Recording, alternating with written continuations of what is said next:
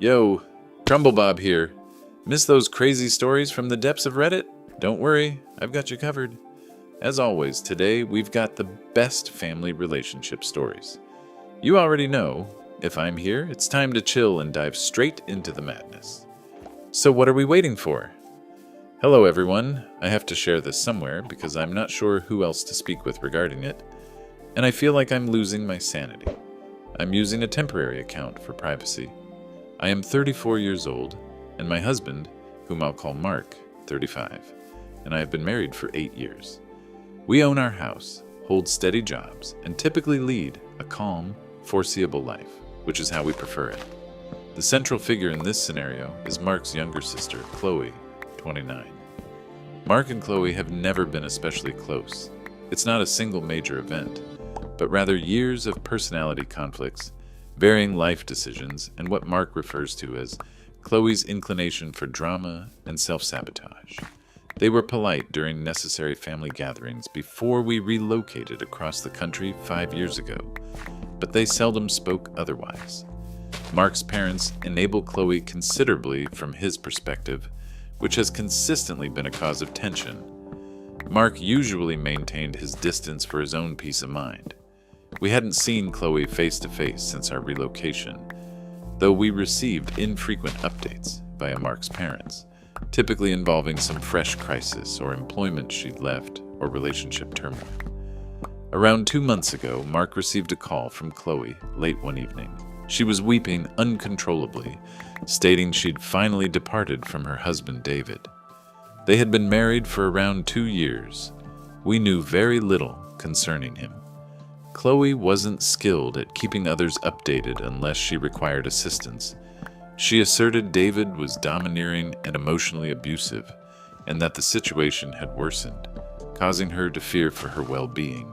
She mentioned she'd packed a bag and drove away, arriving at a motel a few communities distant from their residence, which is multiple states from our location.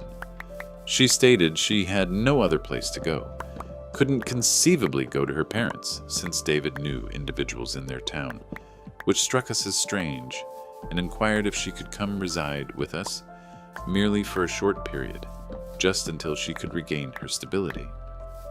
Mark felt reluctant.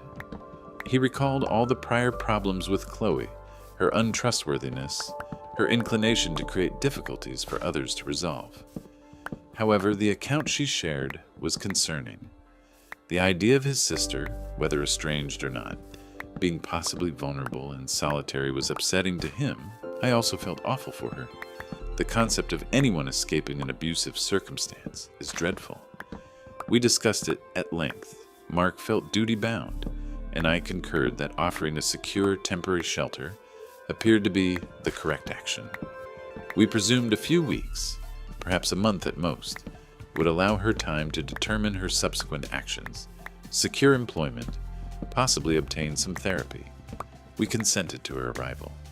Chloe appeared 2 days later, seeming fatigued and carrying a single suitcase and a backpack. During the initial week, she remained very quiet. She primarily stayed in the guest room, slept extensively, and appeared truly unsettled. She spoke little about David or the specifics of the abuse unless asked. And even then, her replies were rather unclear, concentrating more on how frightened she felt and how domineering he was regarding finances and her companions. We aimed to be supportive, providing her room, yet also informing her of our presence. I prepared meals. Mark attempted to subtly inquire about her intentions, proposing aids for employment searches or support networks. Subsequently, matters began to alter, gradually initially. By week 2, she began mentioning a need to unwind and forget. This resulted in her purchasing a few bottles of wine. Before long, it became a nightly event. She would remain awake late in the living room, viewing TV and consuming alcohol after Mark and I retired. We began discovering empty bottles neglected, glasses tacky with wine remnants on the coffee table. She also commenced requesting to borrow funds. Initially minor sums, $20 in one instance, $40 in another, for necessities or bus tickets to seek employment, though we seldom observed proof of diligent job hunting. She asserted David had blocked their shared accounts. Later, she stated they never possessed joint accounts. He simply managed her entry to her personal funds. Mark provided her some currency at first, feeling regretful about her predicament. By the third week, her conduct intensified. She started going out. She would not disclose her destination, only that she was meeting a friend or clearing her thoughts. She would return late, occasionally clearly inebriated, staggering a little or speaking loudly on her phone in the corridor.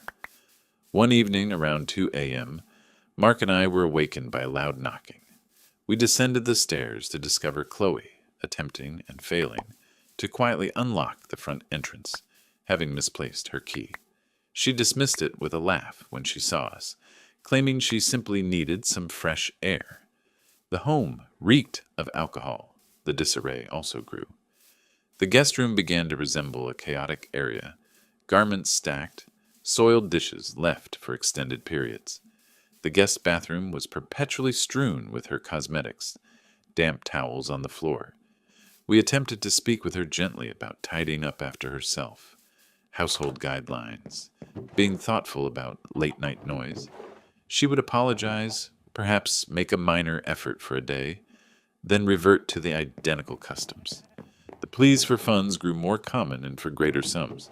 She asserted she required apparel, toiletries, money for job applications that necessitated charges, which appeared questionable.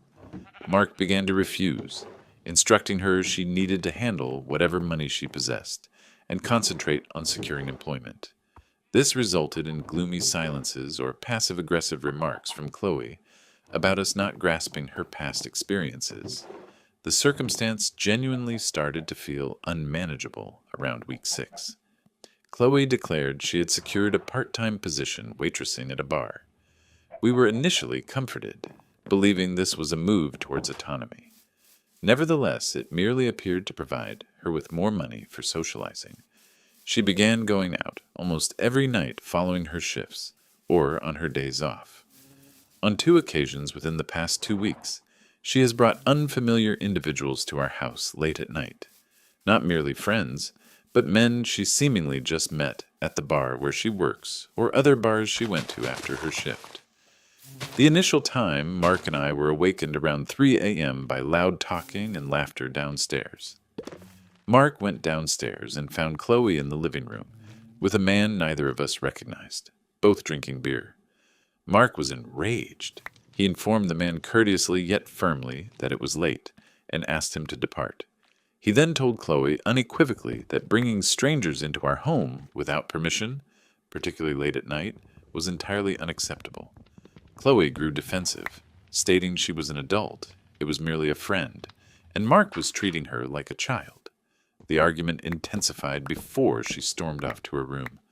The second occasion was only 3 nights ago. A similar situation, a different man. This time they were quieter, but I rose to use the bathroom around 4 a.m. and saw her letting someone out the front door.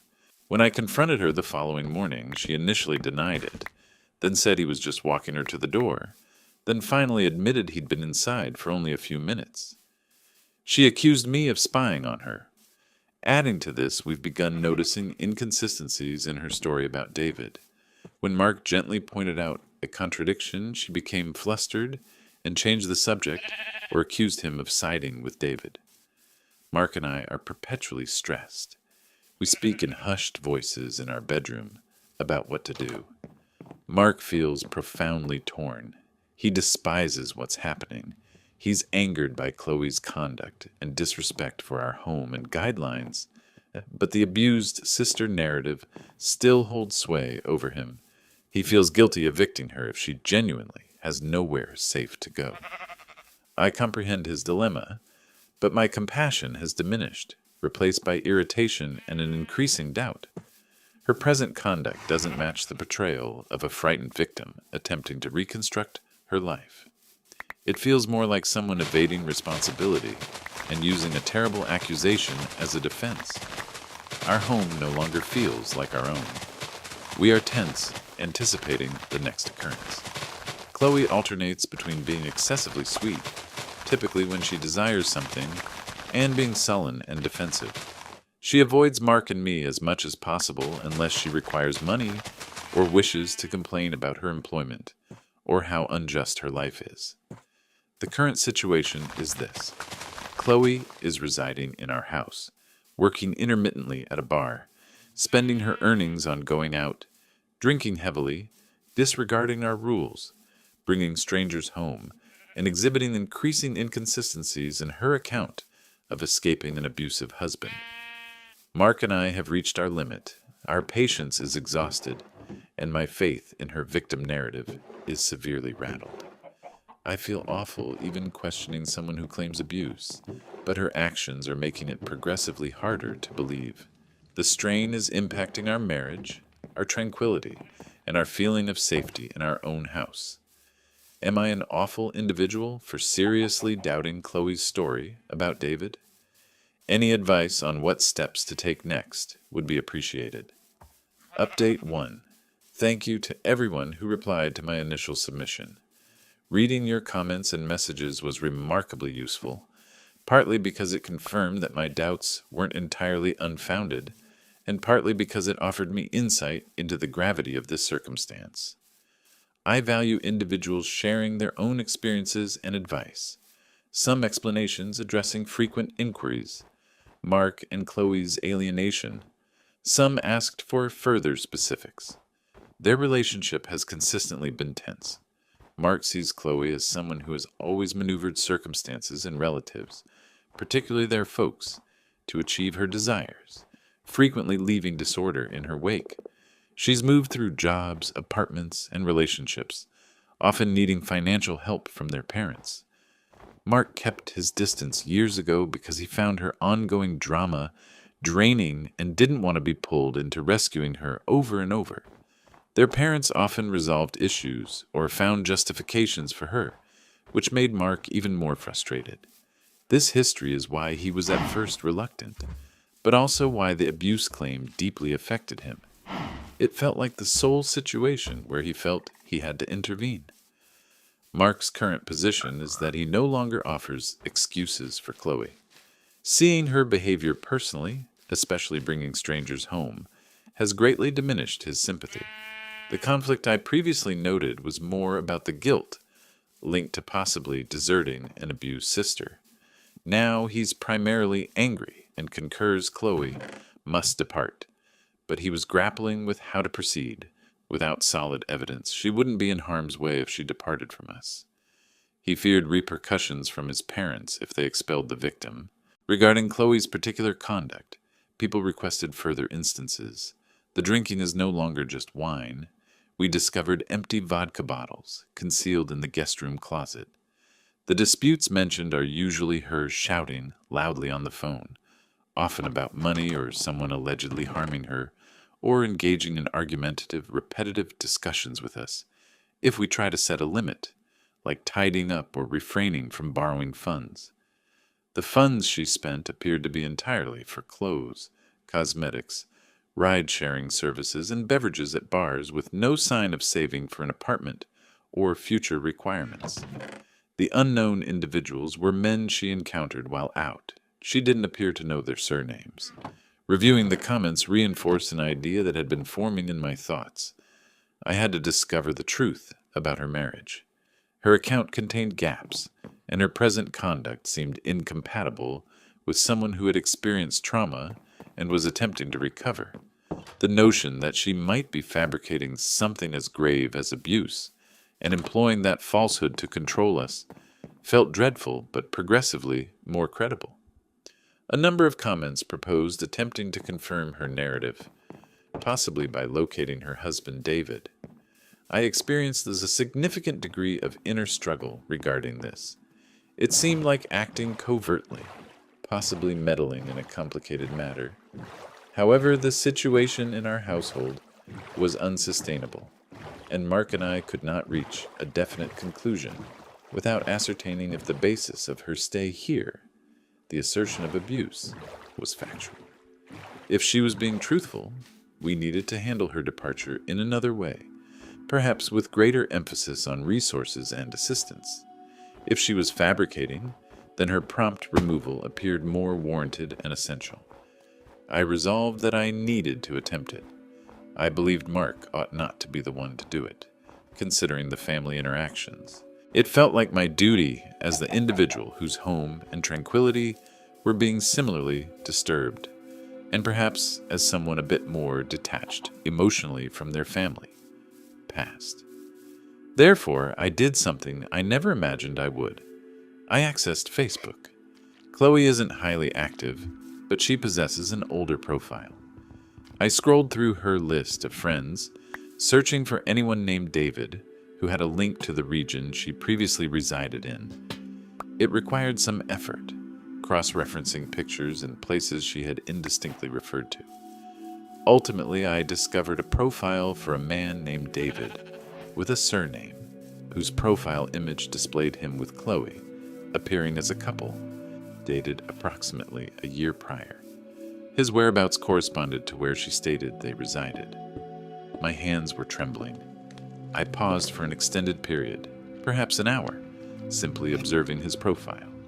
Then I drew a deep breath and transmitted him a message via Facebook Messenger. I maintained it straightforward and explicit. I presented myself as Mark's wife, Chloe's sister-in-law. I clarified that Chloe had been residing with us for almost 2 months after departing from him, asserting she was escaping an abusive circumstance. I mentioned her conduct here was creating significant issues and that there were discrepancies in her account. I inquired if he would be amenable to speaking with me solely to comprehend what had truly transpired.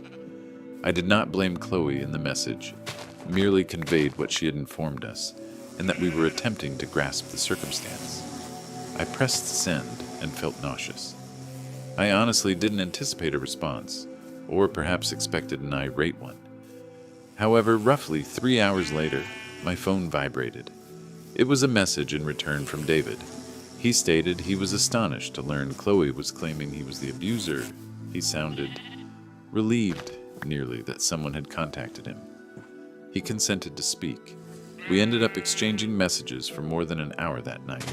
I won't elaborate on everything he communicated, but the synopsis sharply contrasts with Chloe's account. As per David, Chloe was the individual exhibiting erratic conduct. He depicted continuous verbal and emotional explosions, allegations, envy, and manipulative behavior aimed at him. He recounted occasions of her tossing objects during disagreements, never striking him, but causing property damage, immoderate drinking that resulted in altercations, accumulating debt on credit cards he was settling, and menacing to depart or injure herself if she didn't achieve her desires.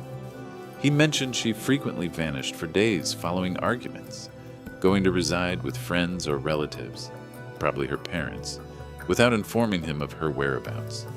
He stated the concluding event before her departure entailed her becoming inebriated at a friend's gathering, initiating a noisy dispute with him before everyone, and then vanishing. He returned home to discover her absent, with a message indicating she was abandoning him because he was stifling her. He had not received direct communication from her since, but her parents had contacted him, enraged, charging him with unspecified ill treatment, founded on whatever Chloe had conveyed to them. He had no clue she was asserting physical abuse and appeared truly horrified. He gave specific instances and dates for certain occurrences that aligned with matters Chloe had vaguely mentioned, though from an entirely distinct viewpoint. His account corresponded unsettlingly well with the conduct we were observing currently. Once the discussion concluded, I simply remained seated for a bit, processing it. It wasn't precisely relief I experienced. It was a chilly sort of anger and a feeling of distinctness. I captured screenshots for a period, processing it. It wasn't precisely relief I experienced. It was a chilly sort of anger and a feeling of distinctness. I took screenshots of the whole discussion just as a precaution. Then I proceeded to locate Mark, who was engaged in work within his home office. I informed him I needed to speak with him, shut the door, and clarified what I had accomplished. I presented him with the messages. He perused them silently, his facial expression transitioning from astonishment to fury to something resembling fatigued acceptance. He wasn't upset with me for reaching out to David. He merely uttered softly, "I was aware of it. I sensed something was amiss. I ought to have relied on my intuition concerning her." He was furious at Chloe for the falsehood, for influencing us, for subjecting us to this. He was similarly upset with himself for allowing the abuse assertion to supersede his sounder judgment. We conversed for an additional hour. There was no further disagreement between us regarding what needed to occur. We concurred Chloe needed to depart at once. The query was no longer whether, but how to handle her departure, particularly given her potential instability. We resolved to deliberate on it overnight and confront her jointly the subsequent day. Update 2. This update pertains to the occurrences of the weekend, immediately following my prior update, merely a few days after I conversed with David and Mark, and I concluded Chloe had to depart. After Mark and I spoke late that evening, let's say it was a Thursday night, the ambiance in the residence subtly altered. We did not promptly inform Chloe about the discussion with David. We required a strategy, and we wished to present a unified stance when we faced her. We opted to postpone until Saturday morning, affording us Friday to prepare mentally and practically, such as determining what we would articulate, anticipating her response. Nevertheless, I believe Chloe perceived something was amiss. Mark and I were courteous, yet reserved towards her on Friday. We did not engage in trivial conversation, did not inquire about her day, and responded to her questions politely but concisely. She appeared somewhat more restrained, perhaps slightly cautious. She did not go out Friday evening, which was atypical. She remained mostly in her room. We hoped this signified the confrontation on Saturday might be less dramatic than expected. We were mistaken. Saturday dawned. Our intention was to speak with her after breakfast. However, events superseded our agenda. Chloe awoke late, approximately 11 a.m. She descended the stairs, appearing as though she had not slept soundly, but also seemed agitated. She stated she was heading out for errands and to meet a friend for lunch. She requested $50 from Mark before we could even begin the conversation we'd planned. He handed it over, partly from habit, partly because we were both unsettled by her sudden departure and didn't want to start the confrontation as she was leaving. She left around noon. We spent the afternoon anxious and anticipating. Mark contacted his parents to offer a carefully phrased warning, essentially stating matters were not progressing with Chloe. Her conduct was causing significant issues beyond merely needing a place to stay, and that she would probably need to make other arrangements quite soon. He did not bring up the contact with David or the abuse lie yet, wanting to deal with Chloe first. His parents, as expected, voiced worry for Chloe and appeared doubtful, urging Mark to be patient. Chloe did not come back in the afternoon or the early evening. Her shift at the bar did not commence until 7 p.m. that night. Around 6 p.m., she messaged Mark, stating she had met with some individuals and would proceed directly to work from her current location. We did not receive further communication from her until significantly later. Around 1:30 a.m. Sunday morning, Mark and I were awakened by shouting from downstairs. Not only Chloe's voice, but also a man's voice, angry and loud. There were thumps like something heavy hitting the floor or wall, followed by a distinct crashing sound. We both jumped out of bed and ran downstairs. The scene in our living room was chaotic. Chloe was standing near the overturned coffee table, presumably the source of the crash, yelling hysterically. A man we'd never seen before stood near the front door, holding his hand to his face, shouting back at her. There was a broken lamp on the floor beside the table. The air smelled strongly of alcohol. Mark instantly stepped between them, telling them both loudly to stop. He asked the man what was going on. The man, looking shaken and angry, said he'd met Chloe at the bar where she worked. They'd gone to a different bar after her shift, had drinks, and she invited him back to our home. He said they were chatting in the living room when Chloe suddenly grew angry over something minor, he'd said. He couldn't even clearly recall what. He claimed she began yelling through the lamp, and then as he tried to leave, She lunged at him and scratched his face. He pointed to his cheek, and we could see clear scratch marks, bleeding slightly. Chloe began screaming that he was lying, that he had attacked her, that he was attempting to take advantage of her. Her accusations were frantic and didn't make much sense. She appeared heavily intoxicated and was gesturing wildly. The man insisted he just wanted to leave and that she was crazy.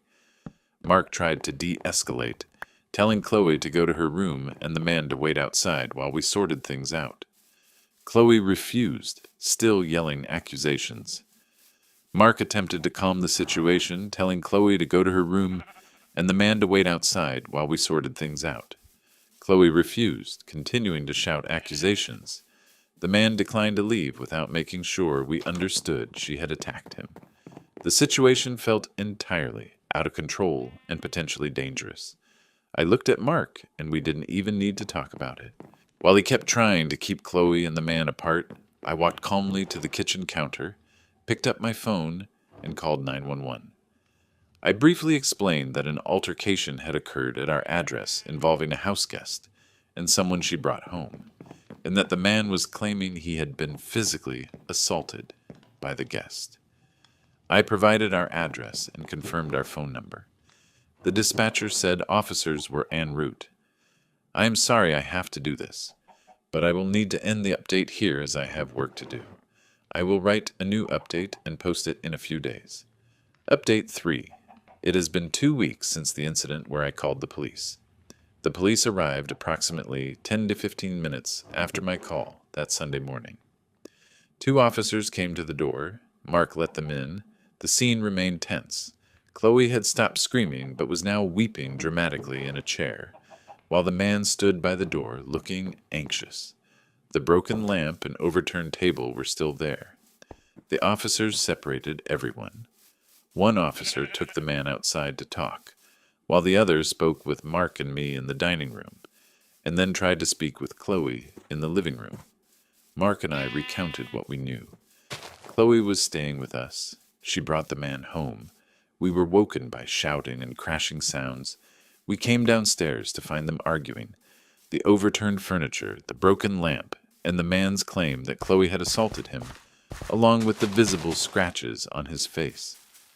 We also stated Chloe was accusing him of attacking her, though we had not witnessed the physical altercation itself, only the immediate aftermath. We mentioned Chloe had been drinking. The officer taking our statement was professional and took notes. Meanwhile, Chloe's conversation with the other officer was audible. She was tearful and claimed the man had grown aggressive when she asked him to leave, that she acted in self-defense, and that she was scared. She emphasized again that she was here because she'd fled an abusive husband, trying to present herself as a victim. The officer who spoke with the man came back inside. It turned out the man, let's call him John, wanted to press charges for assault. He showed the officer the scratches again.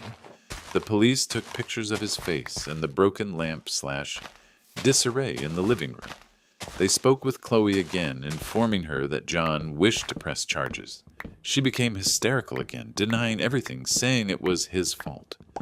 Given the conflicting accounts, but the visible injury on John and the signs of a disturbance, the police documented everything thoroughly. They informed Chloe that a report would be filed based on John's complaint, and the prosecutor's office would decide whether to pursue charges. Because it appeared to be a minor assault, misdemeanor level, and the primary aggressor wasn't immediately clear without independent witnesses to the physical contact itself, they didn't arrest Chloe on the spot. They did, however, take down all her information and John's. They strongly advised John to leave the premises, which he readily agreed to. They also spoke firmly with Chloe about the seriousness of the situation and potential legal consequences. After about an hour, the police left. As soon as the door closed behind the officers, the silence felt heavy. Chloe immediately turned on us, furious, accusing us of betraying her, of calling the police on her, of siding with a stranger over her family. Mark cut her off. He told her plainly calling the police on her, of siding with a stranger over her family. Mark cut her off. He told her plainly, "We know you lied, Chloe. We know you lied about David abusing you. We know you were the problem in that marriage." Chloe froze. Her face went pale, then red. "What? How? You spoke to him?" I stepped forward. "Yes, I did. He told us everything. It matches exactly what we've seen here." Mark continued. "Your behavior tonight, attacking someone you brought into our home, getting the police called. This is the end of the line. You used us, Chloe. You lied about something horrific to manipulate us into giving you a place to stay so you could keep behaving like this.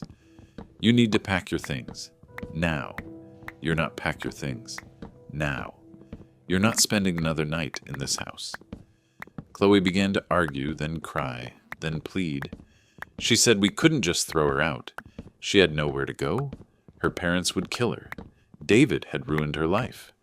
We stood firm. Mark repeated, "Pack your bags. You need to leave." It was an ugly scene. She threw clothes into her suitcase, sobbing and muttering insults at us. She kept trying to engage us in arguments, bringing up past family issues, accusing Mark of always hating her. We refused to engage. We just stood there, waiting. It took her about an hour. She called someone on her phone, whispering furiously, presumably arranging a ride or a place to go. Finally, she dragged her suitcase and backpack to the front door. She gave us one last hateful look and said, "You'll regret this. You'll see." Then she left, slamming the door behind her. We watched through the window as she got into a car that pulled up a few minutes later. We didn't recognize the car. The immediate aftermath was quiet, but incredibly stressful. The first thing we did was clean up the living room and put the broken lamp in the trash. The second thing we did, the following day, was replace all the locks on the doors. Mark called his parents later that Sunday to inform them precisely what occurred. The lie about David, which we had confirmed. The incident involving the man Chloe brought home. The police's involvement. The assault accusation against her, and that we had insisted she leave. As anticipated, they were initially stunned and skeptical about the lie, then profoundly distressed by the police incident. There was some predictable, but where will she go? She needs help. Talk, but Mark remained firm. He told them Chloe's problems were more than we could manage, that she required professional assistance we couldn't offer, and that she could not remain with us after lying and turning violent. He advised them to encourage her to seek therapy and perhaps consider rehab, but made it plain our home was no longer an option. The discussion was challenging, and the relationship with Mark's parents is now strained. They appear to be blaming us, at least in part, for abandoning her. We haven't heard from Chloe directly since she left 2 weeks ago. We learned through Mark's parents that she is staying with them for a time. They noted she is denying everything, claiming the man attacked her, and that we overreacted and misjudged her situation with David. We don't know if John proceeded with pressing charges or what the status of the police report is. The authorities haven't contacted us further. Our home is quiet again. It feels like ours once more. But the entire experience has left a mark. It's unsettling how readily someone can construct a narrative of victimhood to manipulate others and evade consequences for their own destructive behavior. Mark is dealing with the aftermath with his parents, and we are both processing the stress and violation of the past 2 months. Now, on to a story that will leave you speechless. I'm writing this down because I have to get it out of my mind. I'm not even certain what I'm hoping for by posting this on Reddit, perhaps just to have it exist outside my own thoughts. I'm 28 now. The events that set everything in motion began when I was 16. The main people involved are my mother, my father, and my younger sister, Chloe. Chloe is 5 years younger than me, so she was 11 when the first major incident happened, and she's 23 now. Then there's a man I'll call Richard, my mother's ex-boyfriend, from before she met my father, or so I believed. Our family life, before I reached 16, was, from my perspective, fairly ordinary. My father worked a demanding job, often long hours, but he was generally a calm presence when he was home. My mother was a stay-at-home parent for most of our childhood, later working part-time. She was more a fluctuating presence, sometimes very involved, sometimes distant. Chloe was the baby of the family, and generally received a bit more overt affection or perhaps tolerance than I did. I was the quieter, more independent child. There were arguments between my parents, the kind that would make the air in the house feel tight, but nothing that suggested the foundations were rotten. The year I turned 16, a man named Richard contacted my mother. I didn't know about it at first. What I noticed was my mother becoming more agitated over a period of several weeks. She became more secretive with her phone calls, often taking them in her bedroom with the door closed, or heading out into the garden. My father, too, appeared more on edge, and there were more hushed, tense conversations between them after Chloe and I were supposedly asleep. One evening my parents sat me down. My mother looked pale, and my father appeared angry and uncomfortable. They informed me that Richard, a man my mother had dated before marrying my father, had resurfaced. He was claiming that he and my mother had an affair around the time I was conceived. He was suggesting that I might be his biological son. I remember simply staring at them. The idea was so far outside anything I could have imagined. My mother denied the affair vehemently. She said Richard was lying, that he was bitter about their breakup decades ago and was attempting to cause trouble. My father was quiet, listening to her denials. He didn't look entirely convinced. He just kept looking from her to me. Over the next few days, the atmosphere in the house was terrible. My mother cried a lot, sometimes loudly, sometimes quietly.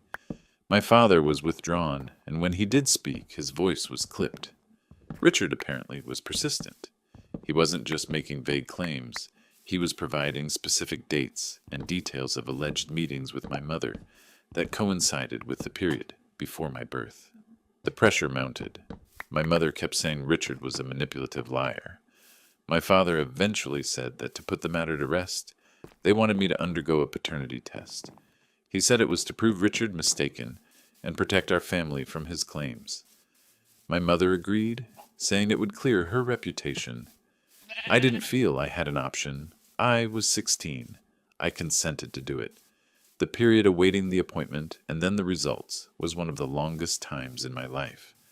I attempted to act normal, attend school, complete my homework, but the house felt like a pressure cooker. My parents were hardly speaking to each other, and when they addressed me, it felt forced, as if they were looking at me and seeing a question mark. Chloe was young, and I don't believe she grasped the specifics, but she knew something was very wrong. The day the paternity test results were expected, my father collected them. He arrived home, and he, my mother, and I sat at the kitchen table. He opened the envelope and read the paper. He looked up and stated, quite plainly, that the test confirmed he was my biological father. There was an unusual blend of reactions. My mother burst into tears, reiterating that she had informed them, that she knew it all along, that Richard was a liar. For a moment, I felt a surge of relief, so intense, it almost made me dizzy. My father was my father. The nightmare had ended, but it hadn't. A day or two after the results, after the initial surge of my mother's declared vindication had lessened, my parents sat me down again. This conversation was more subdued, almost colder than the one where they disclosed Richard's claims. My father spoke, primarily. He said that while the test was definitive, Richard's specific awareness of my mother's activities and his persistence still bothered him. He said that my mother had acknowledged contact with Richard around that time, though she insisted it was harmless, and that Richard had distorted matters. My mother sat there, gazing at her hands. Then my father uttered something I have never forgotten. He told me that they, meaning him and my mother, had talked it over, and they were thinking about asking me to leave for a while. He said that even with the paternity test, the whole situation had left a cloud, and Richard's allegations, specifically his claim about an ongoing link with my mother, led them to believe there might be more to the story that my mother wasn't disclosing, possibly unconnected to my paternity, but still a disturbance. He uttered the words, "just in case." Just in case what? Just in case I was a constant reminder of a difficult time? Just in case my presence would keep creating tension? Or just in case, despite the DNA, A part of them still harbored doubts, or was repulsed by the prospect, however distant or refuted. My mother did not dispute him. She just sat there, quiet, not looking at me. The thought that they would even contemplate this after a DNA test proved I was their son, after weeks of me being under a cloud of suspicion because of her past, was beyond anything I could process. They were actually talking about making me leave, their 16-year-old son, whose paternity had just been confirmed, because of an ex-boyfriend's unsubstantiated claims about my mother and her lack of complete candor about her interactions with him. Ultimately, they did not make me leave. Perhaps they saw the look on my face. Perhaps they realized how extreme it would be. Life didn't return to normal, though. A fragile, artificial peace settled over the house. My mother acted as if the whole thing should be forgotten, that since she was proven correct about my paternity, everything was fine. My father remained distant for a long time. He never apologized for suggesting I should leave. My mother never apologized for the situation her past actions had created. My relationship with both of them was irrevocably altered. The trust I had in them, the feeling of security, was gone. I saw them differently. I saw my mother as someone capable of actions that could destabilize our entire family and then not fully own the consequences. I saw my father as someone who, when faced with a crisis, would consider discarding me to alleviate his own discomfort or suspicion, even when faced with contrary evidence. I became more withdrawn at home. I focused on school, on achieving good grades, on building a future for myself that wasn't reliant on them. I spent more time with friends or in my room. The subject of Richard, the affair claims, the paternity test, and the conversation about me leaving was never brought up again by any of us. It became a huge, unspoken matter at the core of our family life. Chloe, I believe, remained mostly unaware of the full scope of what I had endured, though she knew there had been a significant argument involving a man from Mom's past. Years went by. I completed high school with strong grades. I attended a university in a different city, which was a relief. The physical distance helped establish emotional distance. I studied diligently, earned a degree, and then secured a good job. I built my own life, my own support system. I was independent. My contact with my parents during these years was regular but superficial. We spoke on the phone every couple of weeks. I visited for major holidays. The old tension was still present. Beneath the surface, at least for me, they seemed to have moved on, or at least to have buried it effectively. Chloe grew up, went to college herself. She maintained a closer relationship with them, which was understandable. She hadn't been the subject of that specific family crisis. I never discussed what happened with her in detail. It wasn't her burden to bear. I was polite. I fulfilled the basic responsibilities of a son, but I kept a significant part of myself guarded from them. There was no genuine warmth, no profound bond. It was a practical relationship, no more than that. Roughly half a year ago, everything was plunged into turmoil once more. My father, purely by accident, found some old messages on an old email account of my mother's that she seldom used, but had stayed logged in on an old family computer. He wasn't searching for anything particular, just deleting old data. These messages were not sent by Richard. They were from a different man, someone I'd never known about. The messages, from more than 20 years ago, described a continuing affair my mother had with this man. An affair that happened after I was born, but significantly, at the time Chloe was conceived. The messages left no real question. My father challenged my mother. This time, the evidence was seemingly irrefutable, and from what my father later told me, in a rare, tense phone call, my mother confessed everything. She confessed to the affair. She admitted that she had always been aware that Chloe was not biologically my father's child. She had concealed this for Chloe's whole life, for more than 2 decades. She had let my father bring up Chloe, love her, and care for her, all the while aware of this secret. She had watched me endure the paternity worry at 16, knowing she held her own, much bigger secret about Chloe's true parentage. The aftermath of this was immediate and complicated. My father was heartbroken, understandably, yet his reaction, and my mother's concerning Chloe, was what sparked my present issue. Chloe, now 23, was informed of the truth. Understandably, she was shocked, confused, and deeply upset. Her whole identity was called into doubt. However, my parents, both of them, supported her completely. They were a constant source of comfort and support for Chloe. My father, the man who had been betrayed, reassured Chloe that it altered nothing, that he remained her dad in every way that counted. My mother offered many apologies to Chloe. They displayed a united front of steadfast support for Chloe. When I learned of all this, and particularly how they were dealing with it with Chloe, I was astonished. Not that Chloe deserved anything less than support. She was blameless in all this. But the hypocrisy was painful. I clearly remembered being 16, being made to feel like a possible problem, a cause for embarrassment, the subject of a contingency talk about being kicked out, even after a DNA test confirmed my father was my father. Chloe's situation was the realization of the fears they had allegedly held about me. Yet my mother was the one who had deliberately misled everyone for decades. I called them. I spoke to both my mother and my father. I didn't yell. I calmly, but quite directly, highlighted the huge disparity in their reactions.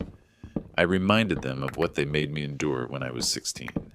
I asked them how they could rationalize comforting Chloe and showing steadfast support for her, which again she deserved from them, while I had met with suspicion and the threat of being abandoned under much less certain and ultimately untrue circumstances, stemming from my mother's poor judgment with Richard. I asked them if they grasped how this affected me, observing this imbalance. I wasn't asking for Chloe to be mistreated. I was asking for a recognition of how I had been dealt with, perhaps an apology, given they now had a direct point of comparison for parental conduct in a paternity crisis. Their response was a unified front of evasion and aggression. My mother said I was acting selfishly, attempting to make Chloe's crisis about myself. My father told me I was being callous and insensitive to raise past issues at such a time when Chloe was suffering. He said my situation was entirely different because Richard was an outside accuser, whereas this was a private family issue they were addressing with compassion. The reality that my mother was the shared factor in both instances, and that her choices were the underlying cause, appeared to elude them. They declined to admit any hypocrisy or any fault in how they dealt with me years prior. That was the ultimate breaking point.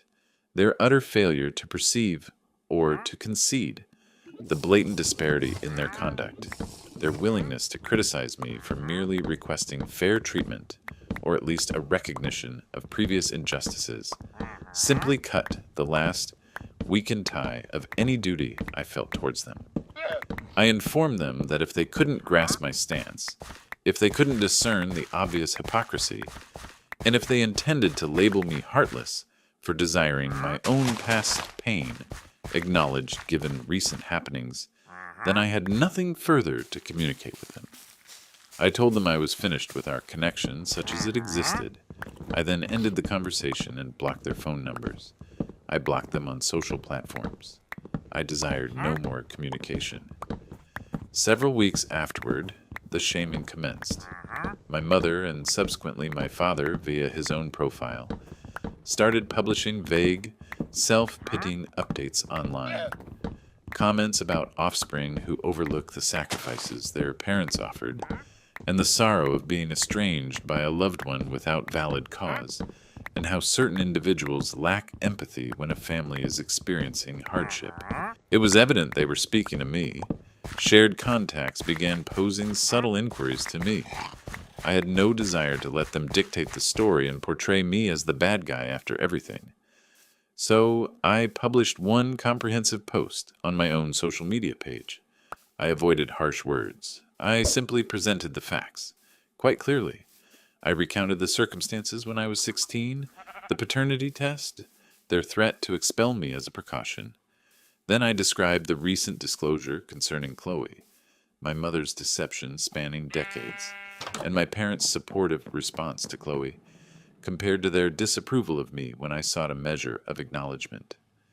I declared that their online messages were plainly aimed at me and misrepresented why I had ended communication. I concluded by stating I had decided to distance myself for my own welfare and wish them well in addressing their present family problems without my participation. The response to my message was notable. Numerous individuals familiar with our family conveyed surprise. Those who had viewed my parents' ambiguous posts instantly grasped the background I offered. From what I gathered, informally, I didn't interact directly, my parents were profoundly mortified. They removed their updates within 24 hours. My mother temporarily closed her profile. Thus, that is the current situation. I severed ties with them. They attempted to sway public opinion. I responded with the complete truth, and they were openly shamed.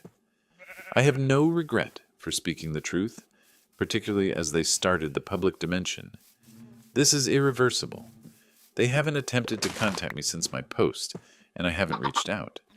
My question is, after presenting all of this, did I go too far by sharing all the specifics publicly? They initiated the online aspect, but I heightened it with precise details.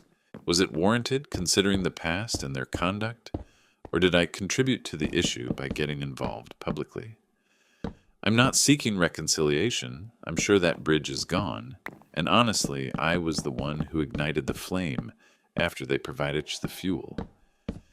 I guess I'm simply attempting to understand if my reaction, the public disclosure, was a proportionate response to their provocations and the entirety of how they treated me over time. Update 1. Roughly 3 weeks have gone by since I put up my initial post. First off, thanks to everyone who read my account and shared their viewpoints. I got many comments and private messages. I didn't respond to many individually, as I was still taking in a great deal, but I read them all. It was oddly beneficial to see it in writing, and to realize that others could recognize the behavioral pattern I was outlining. Many people requested some clarifications, so I'll try to tackle the most frequent ones here. Chloe's age and response. Chloe was 23 when the truth regarding her paternity became known. As I stated, she was heartbroken. From the little I've learned secondhand, I haven't spoken to Chloe since severing ties with my parents. She's still having a tough time, but is getting much support from my father, and my mother is attempting to reconcile with her. I'm unaware of the present state of her relationship with her biological father or whether they've connected. My concern was never about Chloe or the help she got. It concerned the sharp difference in my parents' conduct toward their children in remarkably similar circumstances from a parental crisis viewpoint, and their refusal to acknowledge this imbalance. What I meant by equal treatment, when I discussed it with my parents, I wasn't asking them to regard Chloe with doubt, or to menace her. That would be unkind, and she, like myself, was an innocent participant in her own paternity ordeal. What I sought was their recognition of the unfairness I experienced at 16. I wished for them to perceive the duplicity in their deeds. I desired for them to grasp that their reaction to me, suspicion, possible abandonment, even following a confirming DNA test, and no apology whatsoever for the anguish brought on by my mother's dealings with Richard, was harmful and incorrect, particularly when set against their present flood of unwavering support for Chloe, whose circumstances arose from a much more substantial and lengthy deceit by my mother. An apology for their past actions toward me, considering their thoughtful approach to Chloe's situation, would have been a start. Instead, they labeled me heartless. Regarding my parents' online shaming, their posts were not direct attacks naming me, but they strongly hinted at me. My mother posted things like, "It's a cruel world when your own child forsakes you in your darkest hour, and you try your best as a parent, but sometimes that's not enough for thankless individuals." My father's posts were similar, mentioning the younger generation's disloyalty and how easily some people disregard who brought them up when family matters get tough. These were mixed with remarks from their friends offering sympathy for the difficult period they were experiencing, clearly without any real knowledge of the true circumstances. It was intended to portray me as a cold, ungrateful son who deserted his family during a crisis I had nothing to do with creating. For my online rebuttal, my post was accurate and sequential. I described the Richard incident at 16, the paternity test, the conversation about me possibly needing to leave home as a precaution. I then moved on to the recent discovery about Chloe, explaining that my mother had been aware of Chloe's biological father for over 2 decades. I mentioned my parents were backing Chloe, which I repeated was fine, but they'd labeled me heartless for highlighting their unequal treatment of me years ago. I explained I'd chosen to end contact because of this behavioral pattern and their present denial and accusations, and that their unclear online posts had led me to reveal the complete story. I didn't add screenshots of messages or the paternity test, as some requested. I believe the thorough account of events was enough to prove my point. I avoided inflammatory language. I merely recounted what occurred. After reading the comments on my initial post, many confirmed my feelings regarding the hypocrisy and unfairness of my parents' past and current actions. Some wondered if sharing publicly was the correct step, implying it could worsen matters or prevent reconciliation. As reconciliation was never my aim, it's much too late for that, with the harm done at 16 and increasing constantly. That specific worry didn't concern me. My main reason for the public posting was to correct the untrue story they were attempting to craft. They brought it into the public sphere with their unclear accusations. I felt I had the right to defend myself using the truth. Pondering it more these last few weeks, my determination has only strengthened. Their effort to portray me as the villain was a foreseeable continuation of their lifelong pattern. They deny, deflect, and name a scapegoat when their actions are challenged. My mother did this with Richard, and both parents did it with me when I questioned their hypocrisy. I don't regret correcting the record. If nothing else, it felt like a vital act of self-preservation and a taking back of my own life. Since my public post and their later silence, they quickly removed their posts, as I noted. There haven't been any new direct actions I've had to take concerning them. I've kept my no-contact limit. Their phone numbers remain blocked. I've made it plain to a few mutual acquaintances who tried to mediate or hear my side that my public post was my side. It was the truth, and there's nothing more to discuss. I told them courteously but firmly that I'm not interested in any messages passed on from my parents. One of my aunts, my father's sister, did get in touch. She said she'd seen my post and was surprised by what I'd disclosed about the just-in-case discussion when I was 16. She noted my father had never brought up that detail to his side of the family. She didn't attempt to excuse my parents' conduct, but conveyed sadness over the family breaking apart. I heard what she had to say, thanked her for her call, but repeated that my choice concerning my parents was final. I told her my relationship with her didn't have to change, but I wouldn't be talking about my parents with her anymore. She seemed to respect that. The direct result of my public response has been silence from my parents' side, at least regarding me directly.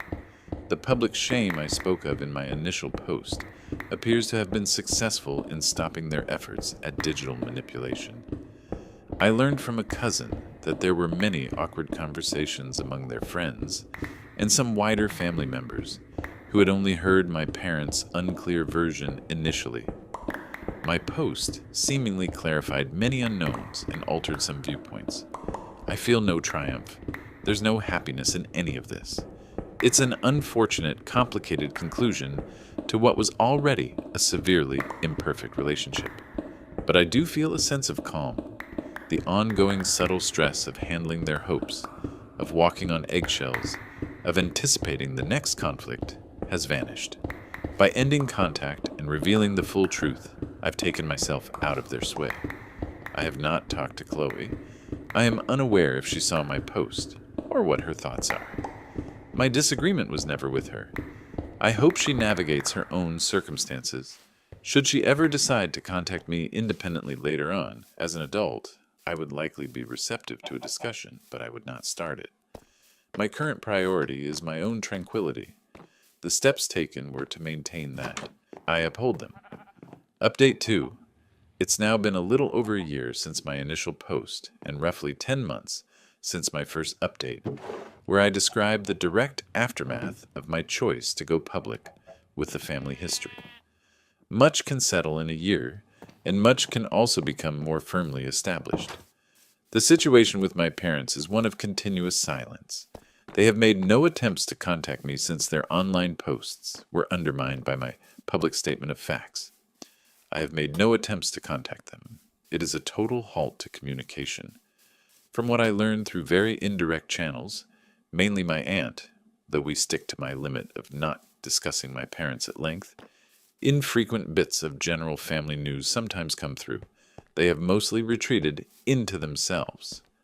One noteworthy, though not unexpected development I heard about was that my father legally adopted Chloe.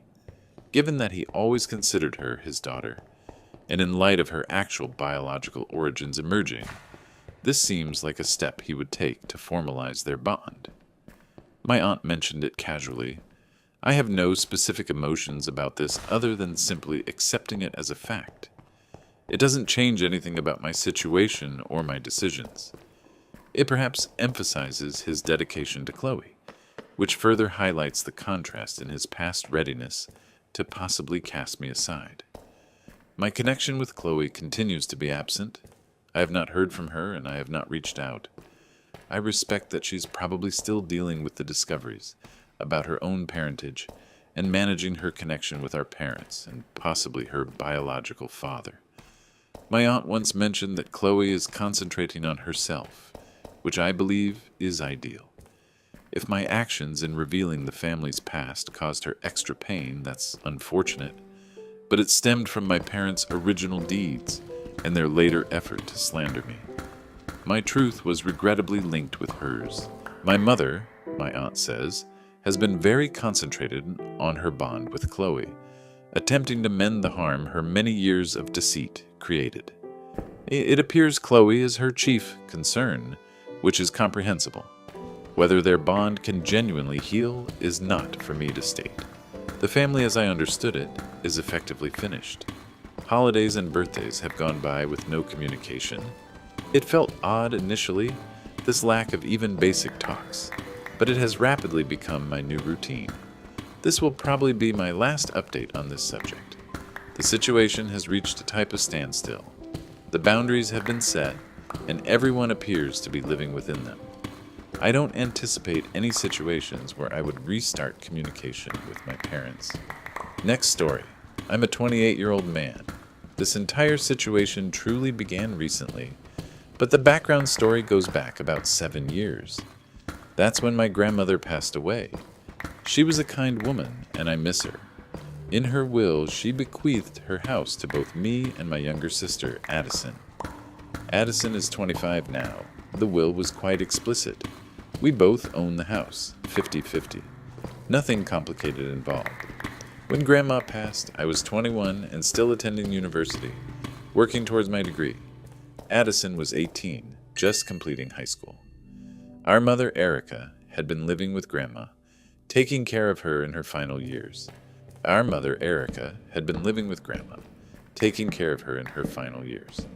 So after Grandma passed away, Mom simply remained in the house. Addison lived there as well, naturally. It made sense at that point. I was residing in student dorms, then in a succession of rather modest rental accommodations after I graduated and began working. I didn't require the space at Grandma's house. The arrangement was simple. Mom and Addison would reside in the house, and they wouldn't pay me any rent. In exchange, they were expected to cover all the expenses such as property taxes, electricity, water, and general maintenance of the property. I was fine with that. It seemed like a practical solution, and I believed it was assisting them. My father was never truly present. He departed when I was a child, so Mom raised me and Addison by herself. I always believed our relationship was fairly normal, perhaps not exceptionally close constantly, but respectable enough. I absolutely never anticipated anything like what occurred lately. After I graduated at 22, I secured employment and established a major objective for myself: to purchase my own home. That turned into my primary focus. For 6 full years, I toiled diligently. I accepted nearly every extra shift I could obtain. I didn't take lavish holidays or acquire costly devices or new vehicles. My vehicle is old, but it functions. My attire is adequate, but not luxurious. I prepared my own midday meal for work. Every extra bit of cash went into a savings fund. Progress was slow, but I was resolute. Friends would socialize or arrange journeys, and most of the time, I had to decline. Progress was slow, but I was resolute. Friends would socialize or arrange journeys, and most of the time, I had to decline. It wasn't consistently simple, but I kept envisioning holding the keys to my own residence. Earlier this year, I finally achieved it. I had accumulated sufficient funds for a substantial down payment on a 2-bedroom apartment. It was priced at $200,000. It's located in a respectable area of the city, not overly ostentatious, but secure and tidy, and it significantly reduces my travel time to work. Signing the documents for that apartment marked one of the finest days of my existence. I spent the initial month after receiving the keys painting the walls myself. I acquired some essential furnishings: a bed, a sofa, a small table, and chairs. It required some time to arrange everything. I formally transferred all my belongings approximately 8 weeks ago.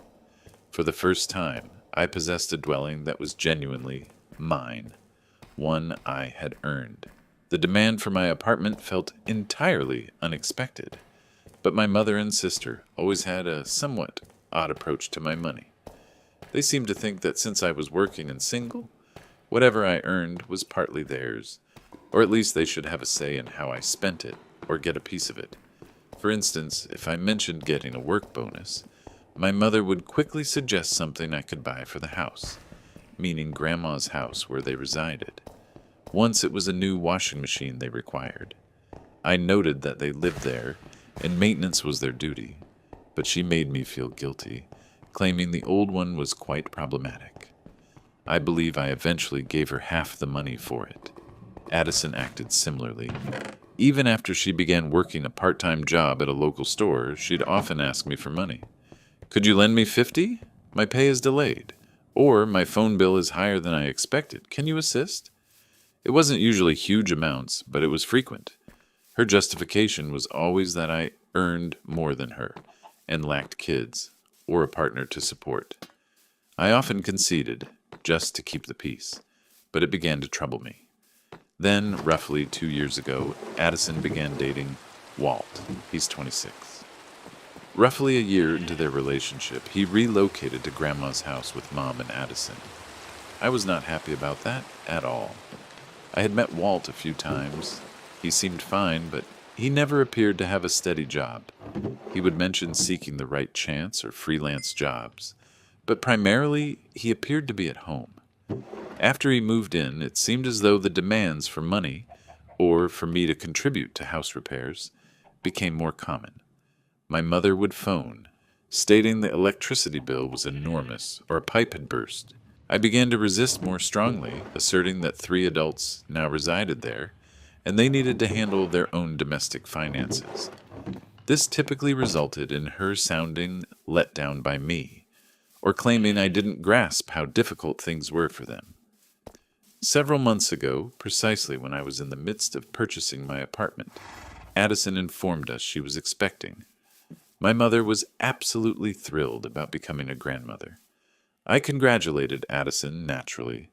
It was significant news. We didn't discuss any alteration to her living arrangements. I merely presumed she and Walt would either remain at Grandma's house — it's a 3-bedroom property, so there's ample space — or they would eventually acquire their own residence, as most couples do when they begin a family. No one mentioned anything to me that would indicate a different outcome. It was approximately a month after I had finally moved all my belongings into my new apartment and was beginning to feel established. My mother telephoned me earlier that week. She stated we needed to hold a family discussion and that it was extremely crucial. She requested I come to Grandma's house. I assumed it concerned the baby, perhaps arranging a baby shower or discussing names. I thought it was something about the baby, perhaps planning a baby shower or discussing names. I didn't suspect anything significant. I drove over that afternoon. When I entered the living room, my mother, Addison, and Walt were all seated there, appearing very serious. There was a chocolate cake sitting on the coffee table. I recall thinking that was a bit peculiar for an important meeting. Why the cake?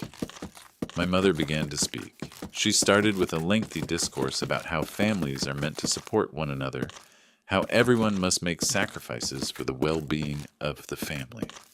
Then she shifted to talking about Addison and the baby, how Addison was pregnant, and it was a fragile time for her, how Walt was genuinely striving to find a good, steady job, but the economy was difficult.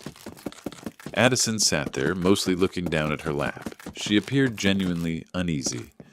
Walt was simply staring at his shoes, not uttering a word. And then, my mother just stated it directly. She said that since I was single and I possessed this new 2-bedroom apartment entirely to myself, and Addison and Walt were about to begin their family and urgently required a stable, pleasant place for the baby. The clear and equitable solution was for me to give my apartment to Addison and Walt. She didn't ask. She declared it as if it were the sole logical course of action. She said I could move into the spare bedroom at Grandma's house. She even smiled, as if she had resolved a major issue that I hadn't even realized existed. She declared it was my familial obligation and the Christian thing to do, even though we weren't an especially religious family. I was utterly stunned. I think my jaw quite literally dropped. I just stared at her for a few seconds, trying to comprehend what she'd just stated. Give them my apartment? The one I'd just bought? The one I'd worked 6 years for? She continued, asserting that I didn't truly require all that room just for one person. She said Addison merited a fresh beginning and a new, clean home for her first baby. She stressed how ideal my apartment would be for them, new appliances freshly painted. She even added that it would be far simpler for her to assist Addison with the baby if Addison resided in my apartment, as it was superior to Grandma's old house. When I eventually found my voice, I told her, quite distinctly and very calmly, "No," I stated, "that is absolutely not going to occur." I clarified, I had worked for 6 years to save for that apartment. It's mine. I bought it with my money. I am not giving it to anyone. I told them Addison and Walt could carry on residing in Grandma's house, which is perfectly adequate and offers ample space, or they could look for their own apartment, like every other young couple beginning a family does. My mother's demeanor shifted instantly. It was as if a switch had been flicked. Her face became taut and flushed. Her voice transformed from gentle and rational to loud and furious. She began shouting that I was acting incredibly selfishly. She declared I was ungrateful.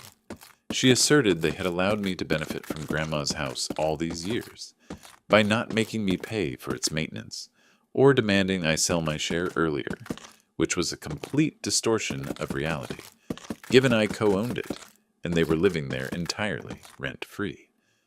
Addison immediately began to weep, with deep, shaking sobs, saying, "I can't believe you don't care about me or my baby. How can you be so cruel?" Walt finally looked up and mumbled something like, "Yeah, man, I thought you were a better person than this. This is low." The argument grew louder and more unpleasant. I kept my voice steady, but I was resolute. I repeated, "My apartment is not an option. It's not up for discussion." My mother became increasingly agitated. She was pacing back and forth a bit. Then she walked over to the coffee table, picked up a large slice of that chocolate cake with her bare hand, and threw it directly at me. It struck me squarely in the chest and splattered onto my face and into my hair. She was screaming by this point. truly shouting that I was a disgrace, an awful son, and how could I place my own selfish desires above my pregnant sister's needs and her unborn child. Addison was sobbing. Walt just stood there, looking stunned but also somewhat nodding along with my mother. I didn't yell back. I simply grabbed a napkin from the table and slowly wiped the cake off my face and tidied myself as best I could. I informed them, "This discussion is over," stating I was leaving. As I headed for the front door, all three of them were shouting at me. My mother was insisting I would regret this for the rest of my life, that if I left through that door without agreeing, I was no longer her son. Addison was crying that I was going to make her miscarry because of all the stress I was causing her. It was a barrage of insults. I simply stepped out and closed the door behind me. I drove home to my apartment, the smell of chocolate cake still clinging to me. I felt initially numb, then intensely angry. I did not pick up my phone when it began ringing almost instantly. My mother, then Addison. I allowed it to go to voicemail. The messages they left were similar in nature. The next week proved to be a nightmare. My phone was constantly bombarded. My mother dispatched these exceptionally long, rambling text messages, pages upon pages of them, about how I was shattering the family, how I was selfish, how I had an obligation to Addison. She detailed all the sacrifices she'd made for us during our childhood. Addison sent briefer messages, but they were more emotionally charged, such as, "You're going to make me lose this baby. I hope you're happy. And my baby deserves a good home. And you're denying it that." She even sent me an image of an ultrasound with a message stating, "This, I hope you're happy. And my baby deserves a good home. And you're denying it that." She even sent me an image of an ultrasound with a message stating, "This is who you're hurting." Then the extended family got involved. My mother must have contacted everyone she knew. My aunts, my mother's sisters began phoning me. A few cousins I hadn't spoken to for years messaged me on social media. They all shared the same narrative, evidently supplied to them by my mother. I was being terribly self-centered and irrational. I was wealthy because I supposedly owned an apartment and was declining to assist my poor pregnant sister. One aunt stated I had to act appropriately and respect my mother. Another charged me with forsaking my family responsibilities.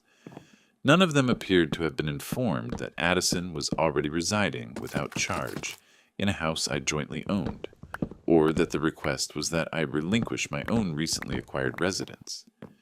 I attempted to clarify the situation to the first aunt who called, but she just interrupted me, saying family comes first.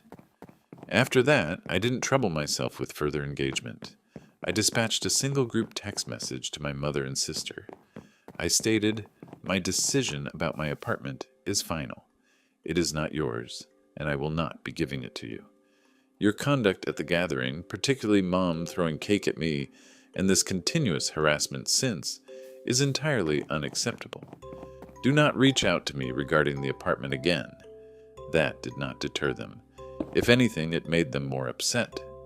The messages continued arriving. I began blocking numbers. First my mother, then Addison. Next, the aunts. It was taxing. I was not sleeping soundly. It became abundantly clear that they truly, genuinely believed they had a right to my apartment, and I was the villain for refusing. There was no comprehension of my perspective, my efforts, my rights. The reality that they possessed a perfectly good, free place to reside in a house I partly owned simply did not even register with them as a consideration. The family gathering involving the cake throwing occurred approximately 4 weeks ago now. The harassment, the phone calls, the messages, the guilt trips, that has been virtually continuous until I commenced blocking individuals. There has been no resolution, no apology, nothing of that nature. Matters have not quieted. Their conviction that I've wronged them appears to have grown even more intense. I have not spoken a single word directly to my mother or sister since I left that house, other than that one text message I dispatched to them. All their efforts to communicate have been one-sided, Abusive messages, demands, or attempts to have other relatives exert pressure on me. It took several weeks of this incessant stress for me to truly think clearly. I recognized that this was not merely a one-time outrageous demand. This was how they viewed me, as a resource, not as a person with his own life and his own property. Their sense of entitlement was so immense, they could not grasp how unreasonable their request was. The fact that they were living rent-free in my grandmother's house, a house I co-owned, and indirectly paid my share of taxes on through occasional contributions, while demanding my personal apartment, that was the point where something snapped in me. So, after all this, after understanding that they will probably never acknowledge me, my boundaries, or my property, I've made a major decision. Their actions have forced my hand. I consulted a lawyer last week. I located one who's an expert in property disputes. I presented the entire situation to him, providing him with a copy of my grandmother's will and the deed for her house. He confirmed everything. Addison and I possess it in equal shares. There are no special conditions in the will that grant her or my mother a lifetime right of residence there, or similar provisions. The lawyer described what is known as a partition sale, stating that if joint owners of a property cannot reach an agreement regarding its disposition, one co-owner may petition a court to request a judge to mandate the property's sale. Then the funds from the sale are divided among the owners. He mentioned it's a frequent legal remedy for circumstances such as these. So that's what I'm intending to pursue. I've instructed my lawyer to initiate the proceedings to compel the sale of my grandmother's house. Should Addison, my mother, and Walt wish to continue residing there, Addison will need to purchase my 50% share at its present fair market value. My lawyer and I examined similar houses in that vicinity, and it's likely valued at around $350,000 to $400,000. Therefore, my portion would amount to $175,000 to $200,000. Given their financial circumstances, particularly with Walt not working consistently, I strongly question if Addison can raise that sum of money. Consequently, the most probable outcome is that the house will be sold to a third party, and Addison and I will each receive our respective portions of the proceeds. This implies, naturally, that my mother, Addison, and Walt will need to relocate and secure alternative housing. And it signifies that any relationship I believed I had with them will be entirely severed. I'm also intending to establish the current no contact as permanent, with all of them, including any extended family who joined their cause to harass me. I'm presenting all this here on Reddit, because I need to unburden myself, and I suppose I wish to ascertain if I'm proceeding too far. Thus am I mistaken for undertaking this? Update 1. Hello everyone. It has been 2 months since I published my initial post. First, I wish to express my gratitude. Truly, I read every single comment and private message. I was anticipating a varied response, perhaps even some individuals suggesting I was being severe, but almost everyone was remarkably supportive and shared some genuinely beneficial counsel. It truly made a significant difference to realize I wasn't irrational for believing their demand was excessive. Simply knowing others understood the situation clearly helped me feel more assured in my course of action. Many of you posed similar inquiries, so I wanted to clarify a few points. Some inquired if there were any hidden stipulations in Grandma's will, such as a provision granting Mom or Addison lifelong residency. I had my attorney review this with great diligence. The will is straightforward. The house was bequeathed to my grandson, my name, and my granddaughter, Addison's name, in equal portions as tenants in common. That is all. No mention of anyone possessing unique rights to reside there indefinitely. I touched on this briefly, but to be more precise, my lawyer obtained a couple of unofficial valuations from local real estate agents. They believe Grandma's house, a 3-bedroom detached dwelling in a respectable but not luxurious suburb, would probably fetch between $350,000 and $400,000 in today's market. Thus, my half would be approximately $175,000 to $200,000 prior to any selling expenses or taxes. A few inquired if I had ever contributed to significant repairs or taxes for Grandma's house. Over the course of 7 years, I likely contributed a few $1,000s sporadically for emergencies they asserted they couldn't afford, such as a new water heater one winter, and a portion of a property tax statement when my mom claimed she was low on funds. I never requested reimbursement, I co-owned it, so I considered some contribution to be reasonable, despite them residing there without charge. However, I never paid routine bills or a mortgage, since no mortgage existed. Addison's boyfriend, Walt, remains in the same circumstances to my knowledge. He is present, but shows no indication of consistent employment. He was unquestionably part of the family gatherings chorus, telling me I was selfish. He also gains from the complimentary accommodation. Did I make any additional attempts to communicate? No. Following that single text message I dispatched to them immediately after the cake incident, I have not attempted to speak with them. My attorney advised that it was preferable for all formal matters concerning the house to be handled through him. And frankly, given their conduct, I had no desire to communicate with them regardless. Reviewing all the feedback here and having a few months for things to calm down somewhat, even though it remained a tempest of family strife, truly solidified my choice. The primary point I continually revisited, and which many of you highlighted, was the absolute absence of respect. It wasn't solely about their desire for my apartment. It encompassed how they made their request, how they responded when I declined, and how they sincerely thought they were entitled to something I had labored so diligently to achieve. It revealed that they don't view me as an independent person with my own life. They view me as someone who exists solely to provide for them. The thought of them simply continuing to live in Grandma's house, rent-free, while speaking ill of me to anyone who would listen, and believing I was the one who had wronged them, it just became impossible for me to accept. Selling the house was never my first choice, ever. But I realized it was the sole way to make a clean break. It was the sole way to prevent them from having this financial and emotional hold over me. Any lesser action, such as merely asking for rent, I felt they would resist, disregard, or use as another means to make my life difficult. This had to be a definitive cut. So I proceeded with it. Here's what transpired with the lawyer and the house. 1. Finding the right lawyer, I dedicated some time to researching lawyers. I didn't want just anyone. I found someone who possessed extensive experience with property disputes between family members. Our initial meeting lasted about an hour and a half. I recounted the entire story to him, from Grandma's will to the cake. He was very calm and simply listened, asking a few questions. Family members.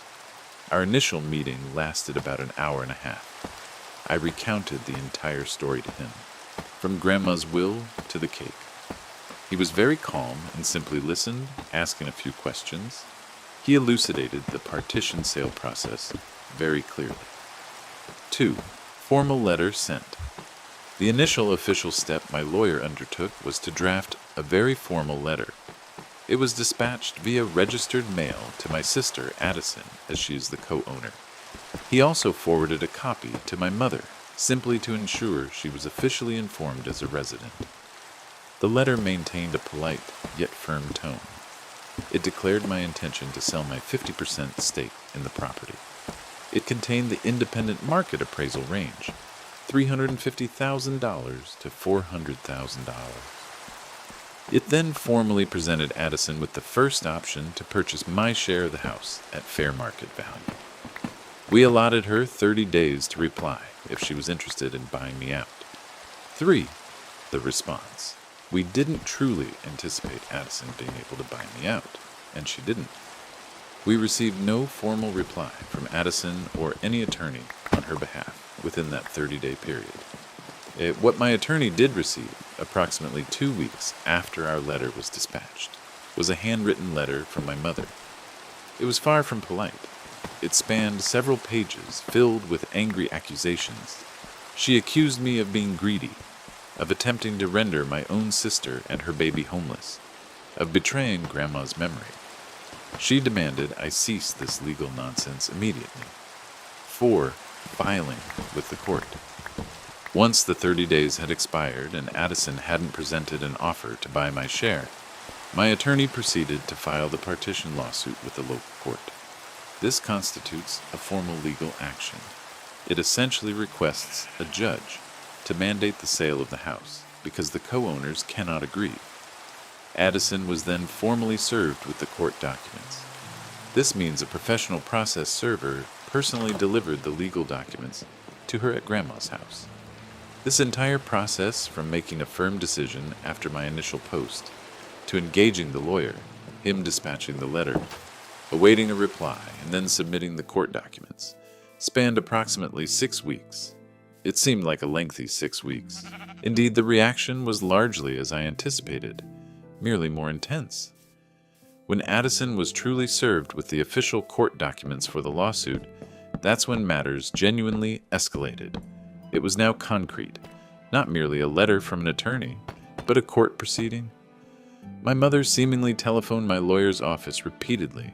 She shouted at his paralegal, insisting on speaking to him, accusing him of assisting me in destroying his family. The paralegal behaved very professionally, it seems, and simply informed her that her daughter, Addison, would need to secure her own attorney. Addison did obtain a lawyer through legal aid. Her lawyer submitted a response to my lawsuit. From what my lawyer informed me, their initial step was to attempt to postpone everything. They also presented some arguments regarding how Addison ought to be permitted to continue residing in the house because she was pregnant and had a low income. They proposed perhaps I should be compelled to sell my share to her for a very low price, or permit her to pay me out over many, many years. My lawyer stated those arguments were very improbable to prevail in court. The most significant outcome that emerged from this immediately is that they finally understand I'm not retreating. This is not a mere threat. It is unfolding. The legal machinery is in motion. My mother, Addison, and Walt are seemingly under immense stress. Addison is now in her 3rd trimester, so the timing is not ideal for her. Yet this predicament was brought about by their own demands and actions. For me, even though this is a truly disagreeable process, actually taking these measures has removed a substantial burden. It is no longer just me against their emotional pressure. It is a legal matter being managed by professionals. I have kept my mother and sister blocked on my phone and social media. All essential communication now passes from my lawyer to Addison's lawyer. It is a peculiar form of relief. It is difficult, but it is a route to genuinely getting this settled definitively. There is no way I am halting this now. Update 2. It has now been 10 months since I composed that initial post questioning if I was mistaken. It has been approximately 8 months since my initial update when the legal procedure was just commencing. It feels like an eternity ago in certain respects. The legal aspects concerning the house sale occupied considerably more time than I had anticipated, but it is finally concluded. Throughout these past 10 months, life otherwise has simply been work, endeavoring to concentrate on my employment, maintaining a low profile. I did receive a minor promotion at work, which was a pleasant piece of good news amidst all this stress. The court did ultimately mandate the partition sale of Grandma's house. It was not a rapid process. Addison's legal aid lawyer endeavored to do everything possible to delay the process. They submitted formal requests, sought extensions. They contended that Addison should be permitted to remain in the house because she was a recent mother, having had the baby at this time, and possessed a modest income. They portrayed me as the affluent, unfeeling brother attempting to evict his beleaguered sister and her newborn. My lawyer was obliged to address all these points, clarifying that I was merely asserting my legal right as a co-owner and that the situation was instigated by their initial unjustifiable demands. There were a few brief court hearings that my lawyer represented me at. I was not required to attend, which I was thankful for. The judge eventually concurred that the legal position was unambiguous. The property must be sold and the gains apportioned, since we could not reach an accord. The court then designated an impartial real estate agent to manage the sale. This was to ensure it was conducted equitably and at arm's length. Getting the house formally listed took an additional few months. My mother and sister were, as expected, uncooperative with the agent.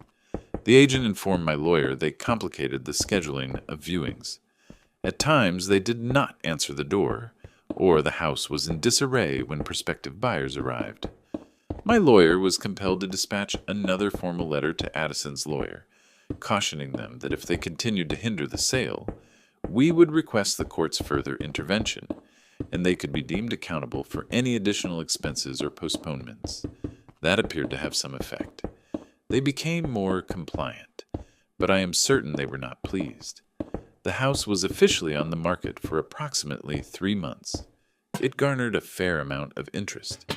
It ultimately sold for $380,000. This was a favorable price, precisely in the middle of our anticipated range.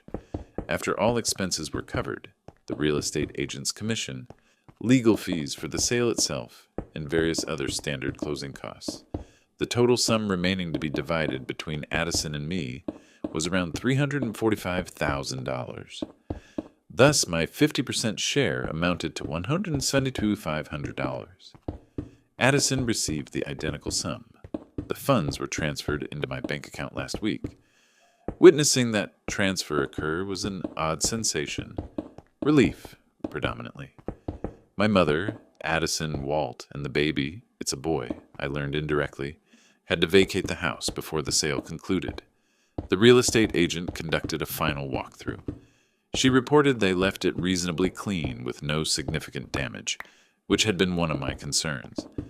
Apparently, it was highly cluttered, and they waited until the very last possible day to remove all their belongings. I can only imagine how stressful that must have been for them, but they had months of forewarning that this was impending. My life now, I am still in my apartment, naturally. It feels even more like my haven now. That $102,500 from the sale is currently in a high-interest savings account while I determine its use. Perhaps invest it or utilize it as a down payment on a small rental property in the future. For now, simply knowing it's available and that the monetary connection to my family is entirely severed is a tremendous relief. I sleep more soundly. I feel less stressed at work regarding my mother's situation. I have no direct communication with anyone, but I've gathered small pieces of information through indirect channels, primarily a distant cousin who is more impartial and occasionally shares ambiguous posts on social media that appear to hint at the circumstances. It appears my mother relocated with one of her sisters, my Aunt Carol. As I understand it, it's a quite temporary arrangement, and Aunt Carol's dwelling is small, so it's already creating some tension there. Mother is reportedly extremely resentful. She's informing everyone willing to listen that I'm a monster who rendered my own family homeless for financial gain. Addison and Walt's circumstances. With her $172,500, Addison and Walt apparently leased a small apartment. It's in a town about an hour's drive from the city, where rents are cheaper. I don't know any specifics beyond that. That money is a lot for them. If they are smart, it could be a down payment on their own small house, or at least give them a good cushion. But knowing Walt's track record with work and their past requests for money from me, I have my doubts about how long it will last them. Addison has her baby now. I'm unsure if Walt ever secured that stable job he was supposedly looking for. I'm an uncle, yet I've never met my nephew. That's a strange thought. Extended family. Most of the relatives who called me to tell me how selfish I was never seen my nephew. That's a strange thought. Extended family. Most of the relatives who called me to tell me how selfish I was have gone completely silent. No apologies. Nothing. A couple of my younger cousins, who I was closer to when we were kids, did reach out to me individually a few months ago. They said they'd heard more details. I think one of them might have seen my original anonymous post, or someone shared it. They were much more understanding, even a bit sympathetic. I was polite, but I kept the conversations brief and didn't encourage more contact. The trust is gone. No contact maintained. I have had zero direct contact with my mother or sister since before the court proceedings really got going. They haven't tried to call or message me in months. I think they finally realized it was pointless, or their lawyers told them to stop. It's simply quiet. And frankly, the quiet is peaceful. The sale of Grandma's house is certainly the conclusion of this entire unpleasant saga. It was a challenging, exhausting, and truly sorrowful process from beginning to end. It caused me to view my family, especially my mother and sister, in an entirely new way, and not a favorable one. It solidified the truth that we no longer truly share a bond. Let's move on to the next story. My name is Austin, and I'm 28 now. This whole situation began about a year back when I was 27. My family is my mom, Jennifer, 54, my dad, William, 56, and my younger sister, Deborah, 24. I always believed we were a fairly typical family. I had a decent job in a city located a solid 6-hour drive from my parents. I was supporting myself, had my own apartment, and made it a point to visit for major holidays and birthdays. I wasn't extremely close to Deborah as adults, primarily due to living in separate cities, but we were usually friendly. There were instances when she was younger, in her teens, where she could be rather dramatic if she didn't get what she wanted, creating big scenes over minor issues, but I largely attributed it to her youth. Everything shifted when I lost my job. The company I worked for was reducing expenses, and my role was among those that were eliminated. It was a shock. I had some money saved, but nowhere near enough to continue paying rent and bills in an expensive city for long without a new job. I spent a full month sending out resumes and attending interviews, but nothing concrete materialized in my city. So I had to make a difficult decision. I chose to move in with my sister. My sister, Deborah, owned her own 2-bedroom apartment in a different town, also about 6 hours away from our parents. She contacted me when she learned I was laid off and offered me her spare room. She said it was no problem at all and I could stay as long as I needed.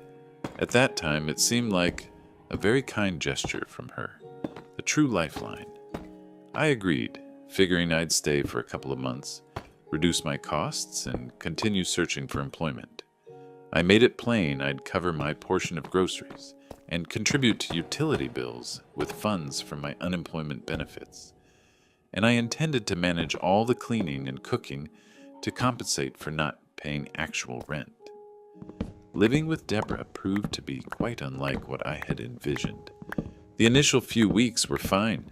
I mostly remained in my room, focusing on online job applications, dispatching emails, and getting ready for any phone interviews. I ensured the apartment was consistently neat, cleaned the dishes, handled the laundry, and had dinner ready when Deborah returned from her role as a receptionist at a doctor's office. However, then, approximately 3 weeks after I moved in, matters began to turn strange. Deborah would arrive home from work in a dreadful mood.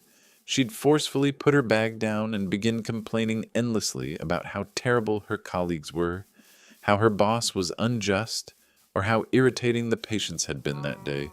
Her complaints grew louder and more aggressive. If I attempted to inquire about her day or offer something supportive, she'd frequently snap at me, stating I didn't comprehend or to simply leave her be. I recall one evening distinctly. She entered, appearing on the verge of exploding, and began yelling about how her manager had issued her a warning because she was late for work once more. I simply inquired if she was all right, or if there was anything I could assist with. She turned quickly and charged me with not genuinely caring, stating I was likely pleased to have a complimentary place to reside and no need to work. I pointed out to her that I was covering groceries and utilities, handling all the housework, and was actively seeking employment. Then, as if a switch had been flipped, she broke into tears and declared the strain was too overwhelming for her to manage. The following morning, she quietly offered an apology, explaining that work-related stress was affecting her. This unpredictable conduct, where she'd have a massive outburst and then appear apologetic, or simply disregard me for days, began occurring with increasing frequency. Deborah's conduct grew more erratic. She started blaming me for trivial matters. For instance, she alleged I was finishing her costly special shampoo, despite me possessing my own bottle that I purchased. She stated I was misplacing her mail, but I never even approached her desk where she stored it. There was a particular incident involving her car. She requested I relocate it due to street cleaning regulations. I went outside, shifted it to another location down the street, and returned. Later that afternoon, she entered my room and began shouting that I had caused a large scratch on her car. I was certain I hadn't struck anything. We descended to inspect, and she indicated this minuscule, faint scuff mark on the rear bumper. It was clearly aged, likely present for years. One could discern this by its wear. Yet she kept asserting it was fresh, and I must have caused it when I relocated the vehicle. She yelled at me for almost an hour, labeling me negligent and thoughtless. Afterward, she stormed into her room and shut the door forcefully. The following day, she emerged and behaved as if nothing had occurred, completely cheerful. It was perplexing. When my parents telephoned to check on me, perhaps once a week, I sought to keep matters light. I didn't wish to burden them with all this or seem like I was grumbling about Deborah providing me a place. I'd simply state things were fine and that I was still searching for work. However, Deborah frequently visited their home, or she'd engage in these lengthy, quiet phone conversations with Mom in her bedroom. I observed that after she'd spoken with them, my parents would occasionally sound somewhat reserved or abrupt with me on our subsequent call. If I inquired if anything was amiss, they'd merely say they were fatigued or had much on their minds. I began to suspect that Deborah might be relaying information about me to them. I succeeded in securing a few online interviews for distant roles, and one interview for a job in a town roughly an hour away, but none resulted in an offer. My funds were becoming very scarce. The strain of residing with Deborah intensified. She began treating me like her personal aide, insisting I perform tasks for her constantly, even if she was simply seated on the couch watching television. If I was drafting a cover letter for a job or investigating a company for an upcoming interview, she'd enter and demand that I drive her to her friend's place immediately, or retrieve her dry cleaning or visit the shop because she desired a particular snack. If I informed her I was occupied with job-related tasks, she'd experience a complete collapse. Then, roughly 2 months after I settled in, Deborah was fired. She returned to the apartment during the workday, weeping without restraint. She claimed her manager had dismissed her without valid cause, asserting they were simply attempting to remove her. She spent the whole afternoon and evening walking back and forth in the apartment, yelling and weeping. At one juncture, I witnessed her striking her own fists against her temples, repeatedly, shouting that she had no idea what she would do, that her existence was finished. I attempted to gently propose that perhaps she could begin searching for a new position, that it wasn't the conclusion of everything. She merely redirected all her rage onto me. She blamed me for being pleased she was dismissed, uttering remarks such as, "Now you're not the sole failure in this apartment, are you?" The immediate next day, I overheard her on the phone with Mom, sobbing loudly and recounting how she'd been unjustly terminated and how dreadful everything had become. With both of us home constantly each day and both of us unemployed, the apartment resembled a pressure cooker. Deborah's emotional states were highly erratic. One moment she'd be attempting to be cordial, asking if I wished to watch a film, and the next she'd be ignoring me completely or snapping at me for breathing too audibly. She entirely ceased performing any household tasks. She would leave her soiled dishes stacked in the sink for days, abandon her clothes scattered across the bathroom floor, and discard food wrappers wherever she happened to be seated. If I didn't tidy her messes, they simply remained there. If I ever tried to voice anything, even something mild like, "Hey Deborah, could you perhaps rinse your plate?" she would accuse me of assailing her or attempting to dictate her actions. She began uttering peculiar statements, such as I was covertly endeavoring to sabotage her life, or that I envied her. When I'd inquire what she signified by that, she'd merely offer a vacant gaze or pivot and exit the room. I commenced applying for any employment I could locate, regardless of its nature or geographical placement. The prospect of having to cohabit with her for much longer was truly burdening me. I simply desired to depart. I spent more time in my room with the door shut, striving to avoid her. My mom's 55th birthday was approaching. By this juncture, I had been residing with Deborah for approximately 3.5 months. The atmosphere in the apartment remained highly strained, yet no matter what, I desired to do something pleasant for Mom. I still hadn't secured a job, and my financial state was dire. I barely possessed enough for fuel and a modest gift. I'd been eating very cheap food like instant noodles or just rice to try and conserve every dollar. I conceived a plan. I'd journey down to their town on her precise birthday, offer her a surprise visit and a small present I had managed to acquire for her, and then I would drive directly back that very day. It was an extensive journey, 6 hours each direction, totaling 12 hours of driving in a single day. Yet I truly believed the endeavor would demonstrate my affection. I opted not to inform Deborah of my intention. I was concerned she'd either attempt to prevent me or demand to accompany me, which would render the entire journey wretched, or, more critically, phone Mom and Dad and ruin the surprise. The evening prior to Mom's birthday, Deborah informed me she intended to spend the night at her friend's house for a girls' night and would not return until late the subsequent day. That facilitated my early departure without her awareness. The day preceding the journey, I spent the majority of my leftover money to refuel my car. I believe I possessed approximately $40 remaining in my wallet altogether. I awoke at 4 a.m. on Mom's birthday. I dressed myself, hastily wrote a brief note for Deborah stating I would be absent for the day. I did not disclose my destination, placed it on the kitchen countertop, and entered my car to commence the drive. The thoroughfares were deserted at that hour. The drive was fine, just long. I listened to music and thought about how surprised Mom would be. I imagined her smiling. I reached my hometown around 10 a.m. I headed straight for my parents' house. I remember my hands were a little sweaty on the steering wheel. I felt a bit nervous, but mostly eager to see my mom and give her the gift. I guided my car into their driveway and went up the front path to the door.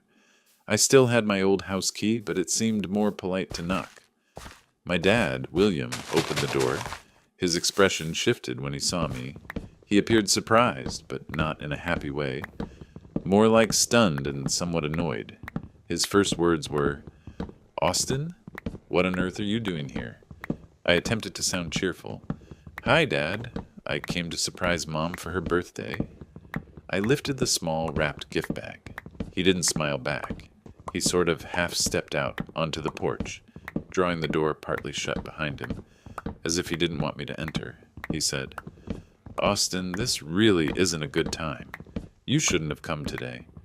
I felt utterly bewildered. "What do you mean? Is Mom okay? Is something wrong?" He said, she's fine. It's better if you're not here today. We've got things planned." I questioned him again about what was happening. I could hear voices from within the house. I distinctly heard Mom's voice, and then, to my utter astonishment, I heard Deborah's voice. Deborah? She was supposed to be at her friend's place. What was she doing here 6 hours away so early in the morning? Then my mom came to the door. She pushed it open a little more. When she saw me standing there, her face just crumpled. There was no happiness, no pleased surprise. She just looked tired and sad and almost scared. She said, her voice very quiet, "Austin, honey, what are you doing here?" I said it again. "I came for your birthday, Mom. I said it again. I came for your birthday, Mom. To surprise you.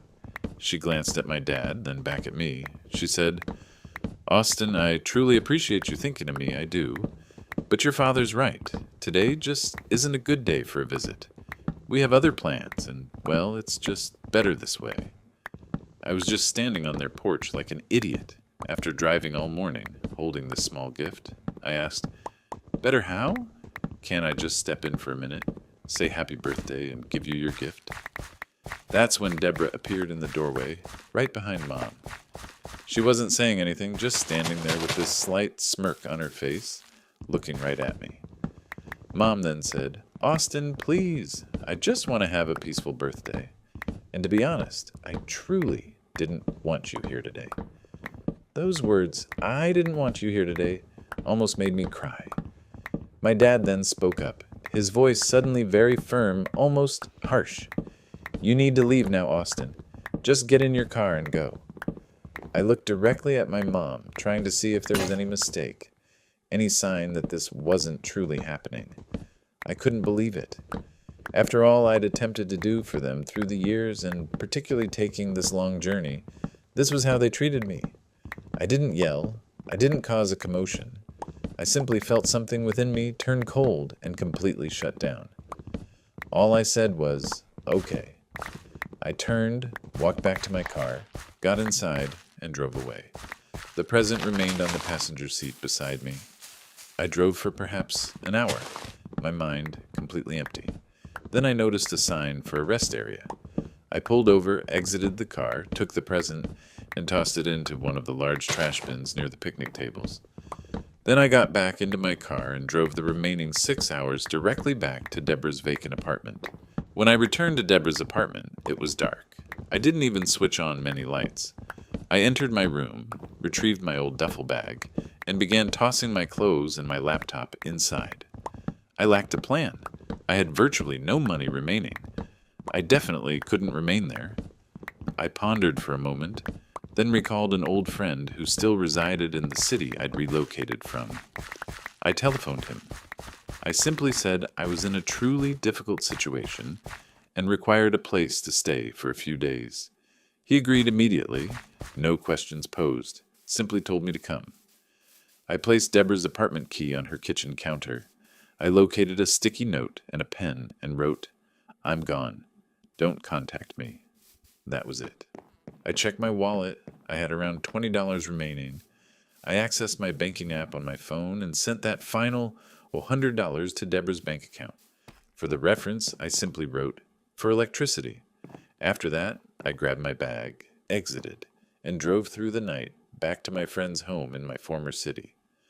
The following few days were somewhat indistinct. My friend was incredible. He allowed me to sleep on his couch, provided me with food, and simply let me have my peace. But I understood I couldn't remain there indefinitely. I needed to get my own life organized, what little was left. I made a difficult choice. I sold my car. It was several years old, but in good condition, so I received a few $1,000s for it. It wasn't a lot, but it was sufficient to place a deposit on a small, single room in a shared dwelling in a tougher area of the city. It also provided me with enough for some essential groceries. Following approximately 2 weeks of urgent searching, I accepted the first job I was offered. It involved working nights in a massive warehouse, loading and offloading trucks. The pay was dreadful, and the work was grueling, but it was a source of income. It meant I could eat. During those initial days following the birthday, my parents and Deborah did attempt to call my phone a few times. I didn't respond to the texts. I didn't answer their calls. After approximately a week, the calls and texts ceased. That's when I blocked their numbers on my phone. I went onto social media and blocked all of them there as well. I simply decided I was entirely finished. The idea of my own mother looking at me on her birthday and stating she didn't want me present, after I'd driven all that distance just for her, caused a pain that was too profound. And my dad instructing me to leave, with Deborah standing there smirking. It was a very clear message that they didn't want me in their lives. So I chose to grant them their wish. It was remarkably difficult trying to manage. I saved every dollar I possibly could. The warehouse job was utterly draining. I would arrive home in the morning as the sun rose, smelling of sweat and dust, and simply collapse into bed. I consumed the most affordable food I could find: pasta, bread, eggs. I didn't venture out. I didn't converse with many individuals. My friend would text or call sometimes to check on me, but I typically just claimed I was busy or tired. I largely remained solitary. The most direct outcome of all this was that I was entirely and utterly alone.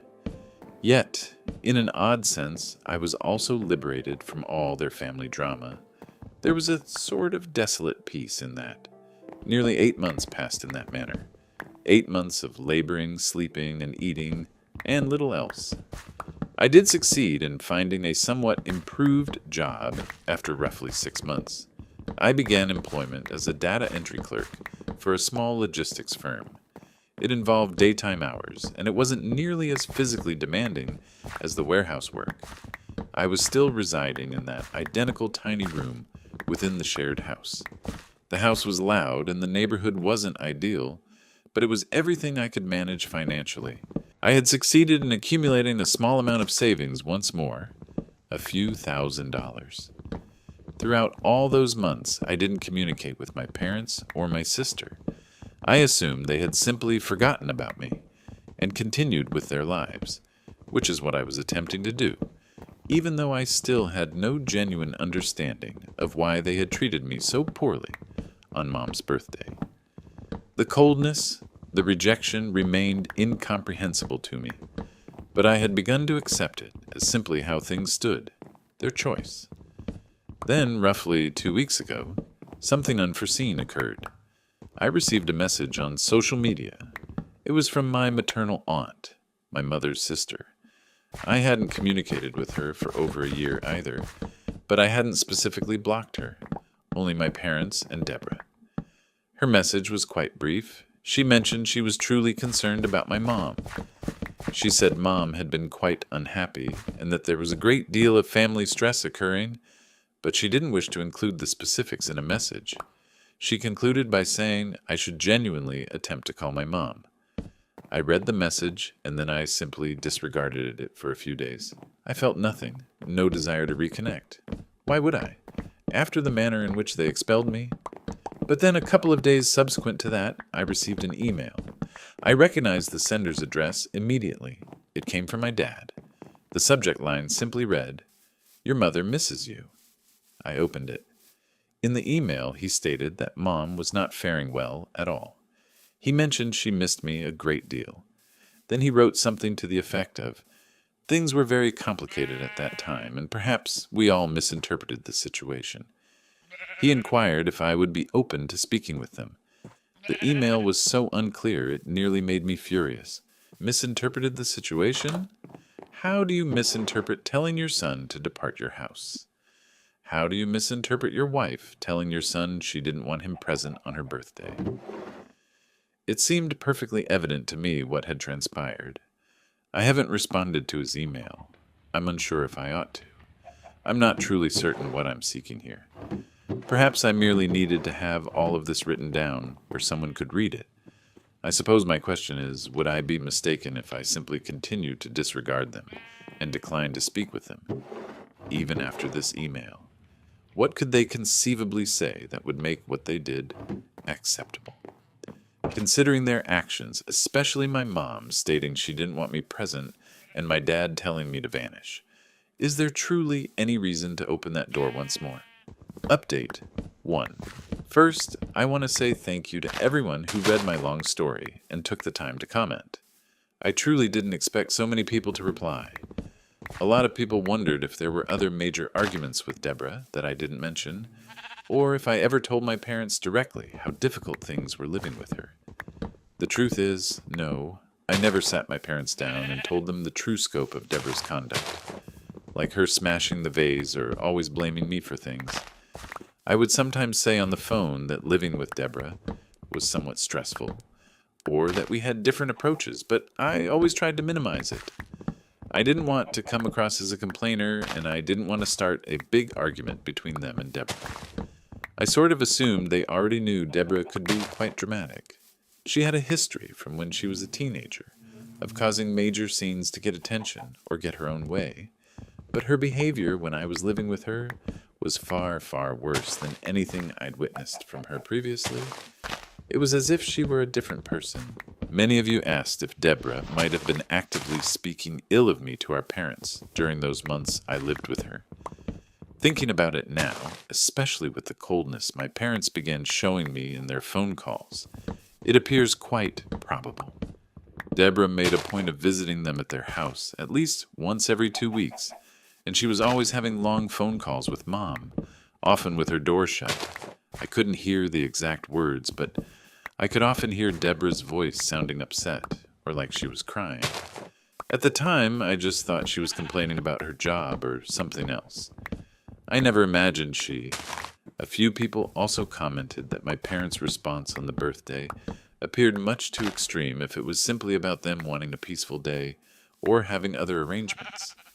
I completely agree.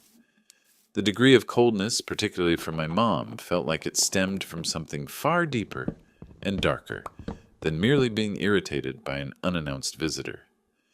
Reading all the comments truly made me reflect deeply. The notion that Deborah had been intentionally turning my parents against me for months began to seem increasingly like the sole explanation for what occurred.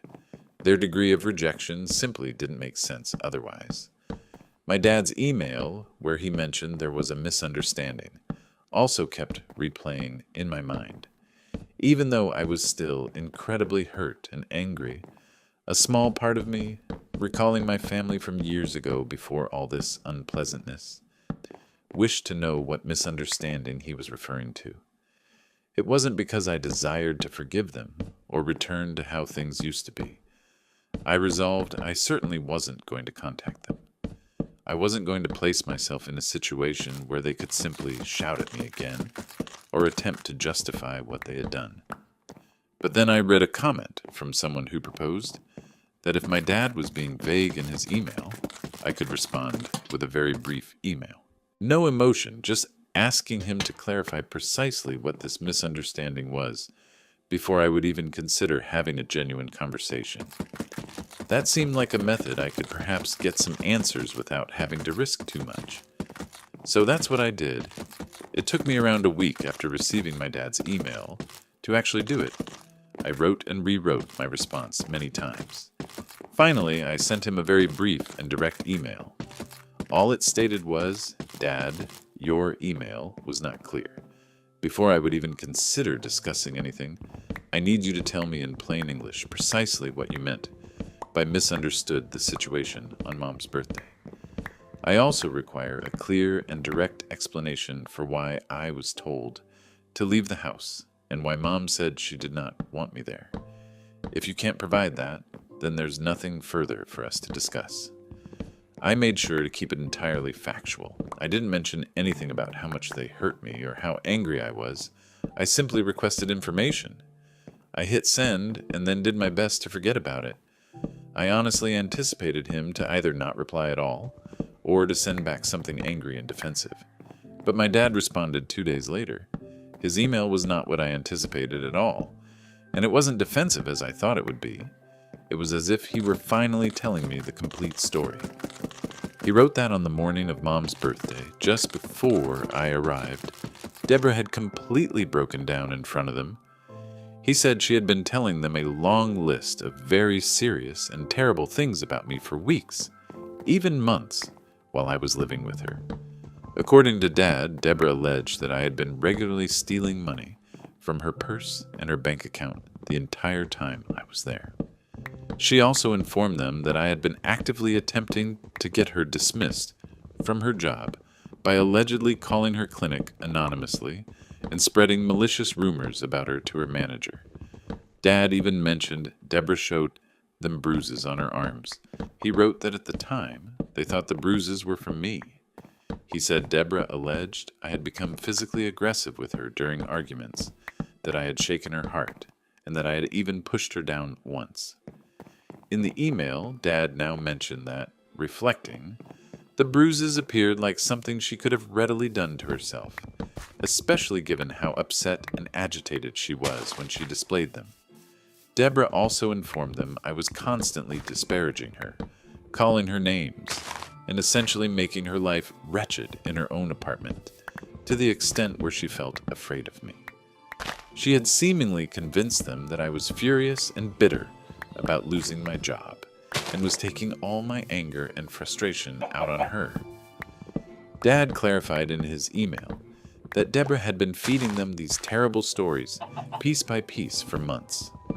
So, on Mom's birthday morning, when Deborah had this massive meltdown, crying and screaming that she couldn't tolerate living with me anymore and that I was ruining her life, they were already prepared to believe her.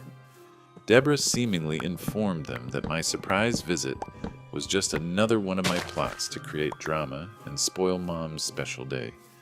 She even threatened to pack her bags and depart at once if they allowed me to stay. Dad wrote that he and Mom felt utterly overwhelmed by everything Deborah was saying and showing them. At that moment, he said, they simply believed her. He said Mom was particularly horrified and heartbroken by the assertions that I was stealing from Deborah and being physically violent. So when I suddenly appeared on the doorstep, upbeat and unaware, they simply reacted based on all the venom Deborah had instilled in their minds. He wrote that they felt like they were compelled to choose between my surprise visit and what they believed was Deborah's safety and sanity. He did admit in the email that he and Mom should have questioned Deborah much more thoroughly and should have spoken to me before accepting such dreadful allegations. He said that after I severed all communication, and then Deborah needed to move back in with them some months later because she was unable to pay her rent after losing her job and seemingly made no effort to find a new one. They began to notice many inconsistencies in Deborah's accounts and in her conduct toward them. He mentioned that Deborah began having volatile anger problems with them too. One time, she seemingly utterly wrecked her own bedroom in their house during a heated argument over something as basic as being requested to assist with household tasks. He also said she developed a habit of borrowing money from their wallets or Mom's purse without asking, and then would either deny it or throw a huge tantrum if they confronted her about it. The genuine turning point for them, Dad wrote, came just a few weeks before he sent me the email. Mom had been cleaning out a closet and found a box of Deborah's old bank statements from the time I was living with her. The statements showed that Deborah was spending a substantial amount of money on online shopping, clothes, makeup, and costly takeout food deliveries during the exact same period she was asserting to them that I was stealing all her money and that she was broke. That discovery, combined with Deborah's increasingly difficult and erratic behavior towards them, finally made them realize that Deborah had probably lied about everything concerning me. Dad's email concluded by saying he understood if I was still furious with them and that he wasn't trying to make excuses for their actions. He just wanted me to understand the full context of what they were dealing with from Deborah. He asked again, very humbly this time, if I would please consider speaking to Mom, saying she was filled with regret and often cried about me. I must have read that email 10 times. I just couldn't quite grasp it all. So, my own sister, Deborah, had deliberately aimed to destroy my relationship with my parents. The accusations she made against me were unbelievable. Theft, trying to get her fired, physical abuse, making her fear for her safety. None of it, not a single bit of it, was true. She had constructed this entire false narrative, painting me as some kind of violent, thieving monster, and my parents had swallowed it whole. Regarding the bruises, I still have no idea where they came from, but I know I never, ever laid a hand on her. The idea that she might have hurt herself just to make her story more believable was deeply unsettling. But then I recalled her hitting her own head that day she got fired and throwing the vase, and it suddenly seemed horribly possible. I haven't responded to Dad's second email yet.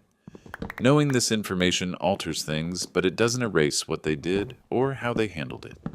Their oversight was Dad admitting the extent of Deborah's campaign against me and their own realization that they'd been duped, but only after Deborah's behavior became an issue for them directly.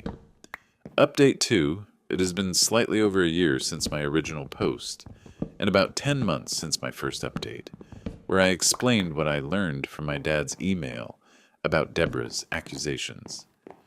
After receiving that detailed email from my dad explaining Deborah's lies, I took a long time to think. The information was a lot to absorb. It explained their actions on Mom's birthday, but it didn't excuse them in my mind. The fact remains they believed horrific things about me, told to them by someone they knew could be dramatic and volatile, without ever giving me the chance to speak. They chose to believe I was capable of theft and violence against my own sister. I did not reply to my dad's email for several weeks. During that time, he sent one more short email, simply saying he hoped I would consider talking. My mom also sent an email, her first direct contact since before the birthday incident. It was full of remorse, saying she was so sorry she believed Deborah, that she had been a terrible mother, and that she missed me terribly. She said Deborah was now getting some help after a particularly bad incident at their home, but didn't elaborate on what kind of help or what the incident was. The situation with my parents has not improved in terms of reconciliation because I have not sought it. I eventually sent one final email to my dad and asked him to share it with my mom. I mentioned that while I grasped they were manipulated by Deborah, their failure to question her, to talk to me, or to show any fundamental trust in my character was something I couldn't readily overcome. I informed them I acknowledged their explanation, but that I needed more time, possibly a very long time, and that I was not prepared to resume any sort of relationship. I asked them not to contact me further, and that if I ever felt prepared, I would reach out. I explained that their actions, irrespective of Deborah's influence, had harmed my ability to trust them. They respected this. I have not heard from them directly since that most recent email concerning 9 months their actions, irrespective of Deborah's influence, had harmed my ability to trust them. My aunt, Mom's sister, sent me a Christmas card with a brief note saying Mom talks about me a lot and is still struggling. I didn't reply to that either. My relationship with my parents, consequently, remains non-existent. The deterioration that culminated in them kicking me out on my mom's birthday has become a permanent state of no contact, initiated and maintained by me now. The information about Deborah's lies didn't make me want to rush back. It merely confirmed that the entire situation was even more toxic than I initially realized. I don't anticipate any further updates to this situation. I recounted my experience primarily to vent and to seek to understand if I was wrong for severing ties. The feedback and the ultimate truth revealed helped confirm my resolve. My life is more peaceful now, and while the pain persists, it's not the open wound it was before. I'm concentrating on progressing. For those who provided encouragement or recounted their comparable situations, thank you. It was helpful to realize I wasn't completely isolated in managing difficult family estrangements. This will be my concluding message regarding this issue. UT, that's nothing compared to the next story. I'm Dan. I am 32M. My wife, Rosie F., is 30. We had been together for 5 years before choosing to marry. Rosie's mom, Glenn, my mill, is a single mother. Rosie's father isn't around. He hasn't been for a long while. Glenn always portrayed herself as a dedicated mom, and mostly Rosie maintained a decent, though occasionally intense, relationship with her. I got along with Glenn well enough initially. There was little to suggest what lay ahead. We'd share dinners, holidays, the standard things. She could be a little overbearing sometimes, inclined to make everything about herself. But Rosie was skilled at handling it, and I assumed it was simply a personality trait I could manage. Wedding planning commenced about a year prior to our chosen date. We desired something pleasant, a celebration with our nearest friends and relatives. We were covering most of the costs ourselves, with a generous contribution from my parents. Glenn also offered an amount, which we first accepted. The initial indications of trouble emerged with the guest list. Rosie and I sat down and compiled our lists. We had a venue with a capacity of 150, which appeared ample. My list contained around 70 people. Rosie's had roughly 60, including Glenn and some of her immediate family. This provided a comfortable margin. We presented Glenn with the general breakdown. She remarked that she had a fair number of friends and family she wished to invite. We asked her to provide us with a list, and we'd assess what we could manage, expecting it would only be a few individuals. Her first list contained 40 names. Numerous individuals on it were people Rosie barely knew or hadn't encountered since childhood. Some were Glenn's personal friends who shared no link with me or Rosie as a pair. We clarified that we couldn't host so many, as it would necessitate excluding our own friends or members of my family. Glenn grew rather annoyed. She contended that as the bride's mother and a financial contributor, she ought to have considerable input. She asserted it was crucial for her to have her acquaintances present to back her on Rosie's significant day. We attempted to reach a middle ground. We negotiated and successfully reduced her extra guests to approximately 15 individuals Rosie believed were sufficiently appropriate to invite, people who had some tie to her life throughout the years. This brought our overall guest number to nearly 145, near the maximum, yet workable. Glenn appeared to agree, though not without several sharp comments about our strictness and how other individuals permitted their mothers to invite more attendees. We utilized a shared digital spreadsheet for RSVPs and seating plans, to which Glenn had viewing privileges, allowing her to see who had confirmed.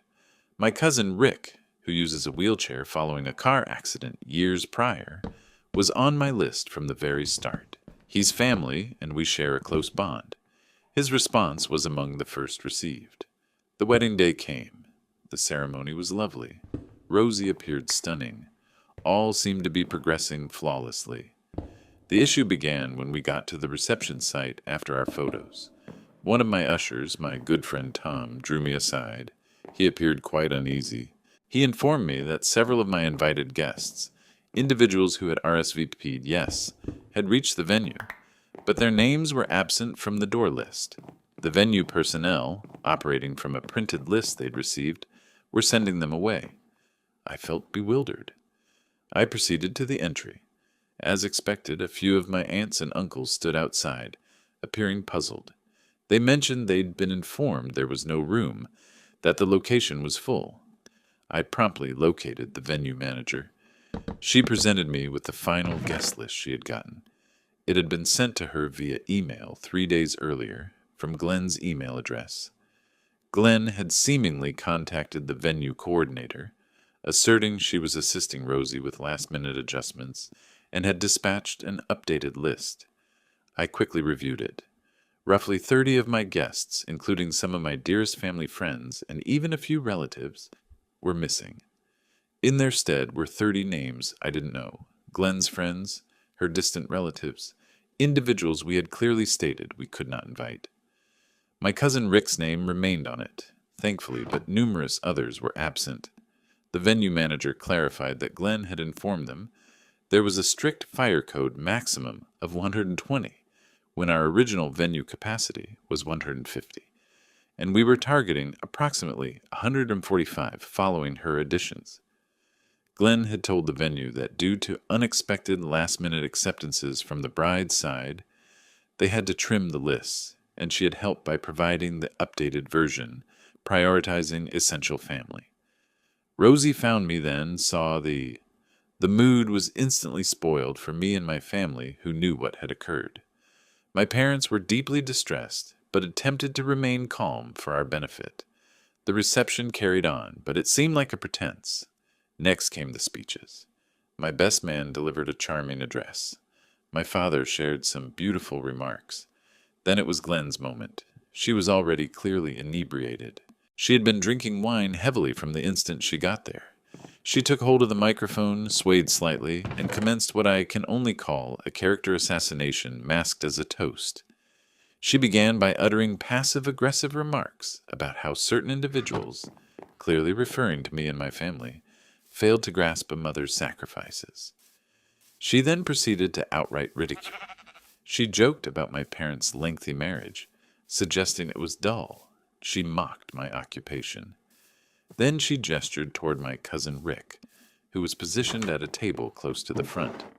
She uttered something to the effect of, and look, even Dan's cousin Rick managed to roll in for the event. We weren't sure if the venue was accessible enough for his. Grand entrance. She then performed a small shimmy, imitating someone struggling, and chuckled, seeking approval from her friends. Rick's expression simply fell. He's a self-assured individual, but this was public, vicious, and from the bride's mother. My aunt and uncle, Rick's parents, were enraged that I allowed this to occur.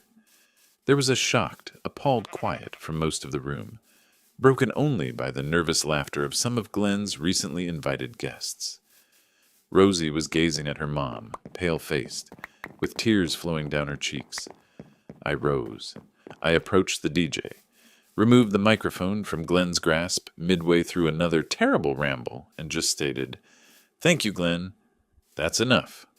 I then requested the DJ to play some music. She appeared surprised, then scowled at me. The remainder of the reception felt like a haze of mending the situation and soft apologies to my family. Numerous of my initial guests who did attend were either bewildered by the strange faces or had learned of the incident at the entrance and were upset for us. Rick and his parents departed soon after Glenn's speech. Rosie was distraught for a significant part of the night, concealed in the bridal suite. I passed much of it attempting to comfort my family and experiencing a fury I've seldom encountered. The following morning, Rosie and I spoke. There wasn't much to deliberate, truly. We were both in accord. Glenn had intentionally ruined our wedding day, mortified my family, and displayed an astonishing degree of malice. Rosie mentioned she didn't recognize the person her mother had turned into, or maybe she had overlooked it previously. We chose to end all contact with Glenn. We blocked her phone number, her social media accounts, everything. Glenn naturally did not accept this without protest. She began telephoning Rosie's friends, her broader family, or attempting to cast herself as the victim. She asserted we had overreacted to some harmless jest and a minor error with the guest list. She stated Rosie was being manipulated by me. The subsequent weeks were filled with a barrage of messages from Glenn through anyone willing to relay them. Flying monkeys, as the saying goes. She dispatched tearful emails which landed in spam, but Rosie looked once out of a dark curiosity, lengthy voicemails to Rosie's former numbers, and even attempted to appear at our apartment, but the concierge denied her entry following our directives. We upheld a rigid no-contact policy. It was tough for Rosie, but she remained firm. The treachery was too profound. Roughly 2 months following the wedding, Glenn intensified matters. She began posting unclear, sympathy-seeking statuses on social media regarding being deserted by her sole child and how certain families fail to value a mother's affection. Then she became more precise, leveling indirect accusations about me being domineering and separating Rosie. She shared a sob story with anyone who would listen about how she'd made a tiny error with the guest list due to stress, and that her humorous toast was taken the wrong way by people who are too sensitive. She was trying to entirely rewrite the narrative, painting us as the unreasonable, cruel ones.